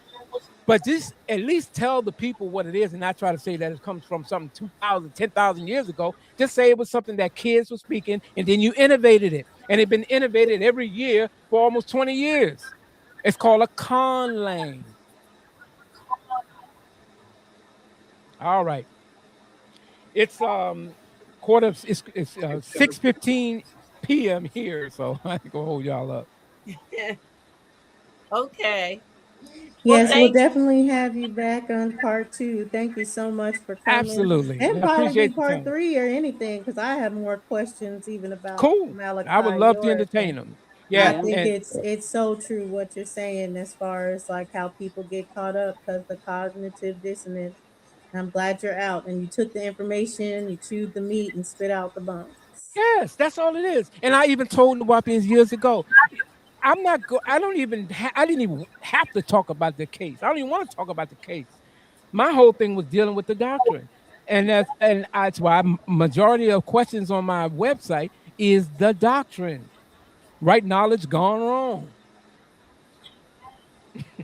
Mm. I don't want to talk about that okay. case. The case is adjudicated. Case closed. He ain't coming out. It's over. And even if he did, he still got to deal with the state guilty plea of 40 counts of child molestation that he confessed to. So I had to tell people that.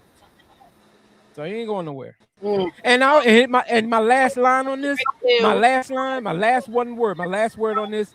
Why are people even concerned about him being in there 135 years when he says, as a Riskian, they live to be 1,000 years old? Right, he'll be just fine. Okay. Well, Well, this was good. And thank you yes, it guys was. It was in the really chat for hanging with us tonight. Thank you for the super chat. We so appreciate you. Chuck, where can they find your book? Where can they find your website? Well, we're still Um, trying to get a book, but yeah, you can go to nuwaubianism.com. You just pull that up and just go through the different categories, and you'll find. I'm guaranteed you'll find some interesting information there. You got stuff dealing with the leader that deals with the case. Some of the stuff is pretty graphic, so please pardon me, but some people have to know the reality of things. And of course, we get to plagiarism, um, uh, uh, right knowledge gone wrong, the holy tablets, all this other stuff. Remember, the holy tablets was supposed to be Elijah Muhammad's vision and revelation. And then it yeah, somehow changed right along from that. yeah. well. We're going to talk about it the next time because I got the holy tablets too. Cool. Okay. Yeah, I Okay. enjoyed it. I enjoyed Oh, it. It was th- nice, a nice conversation, though. I can tell you that. Absolutely, It's absolutely. going to We'll get do it again. better the I thanks next for appreciate hanging time. with us. and I Okay. appreciate the Thank you, order and Chuck. control you keep. That was Good good night. too. Good night, everybody. All Thank right. Good you night, so you much. guys. And I, Thanks, Chuck. We'll talk to you and I soon. just want to say, mental health is real. Mm. Say it again, Nisha Niche. Say trying it to again. play the intro. Well, we can ready to go off. I can't pull it up. So, okay. Well, good Good night, night. everyone. Good night, everyone. Thanks for Peace. hanging with us. All right. Peace. I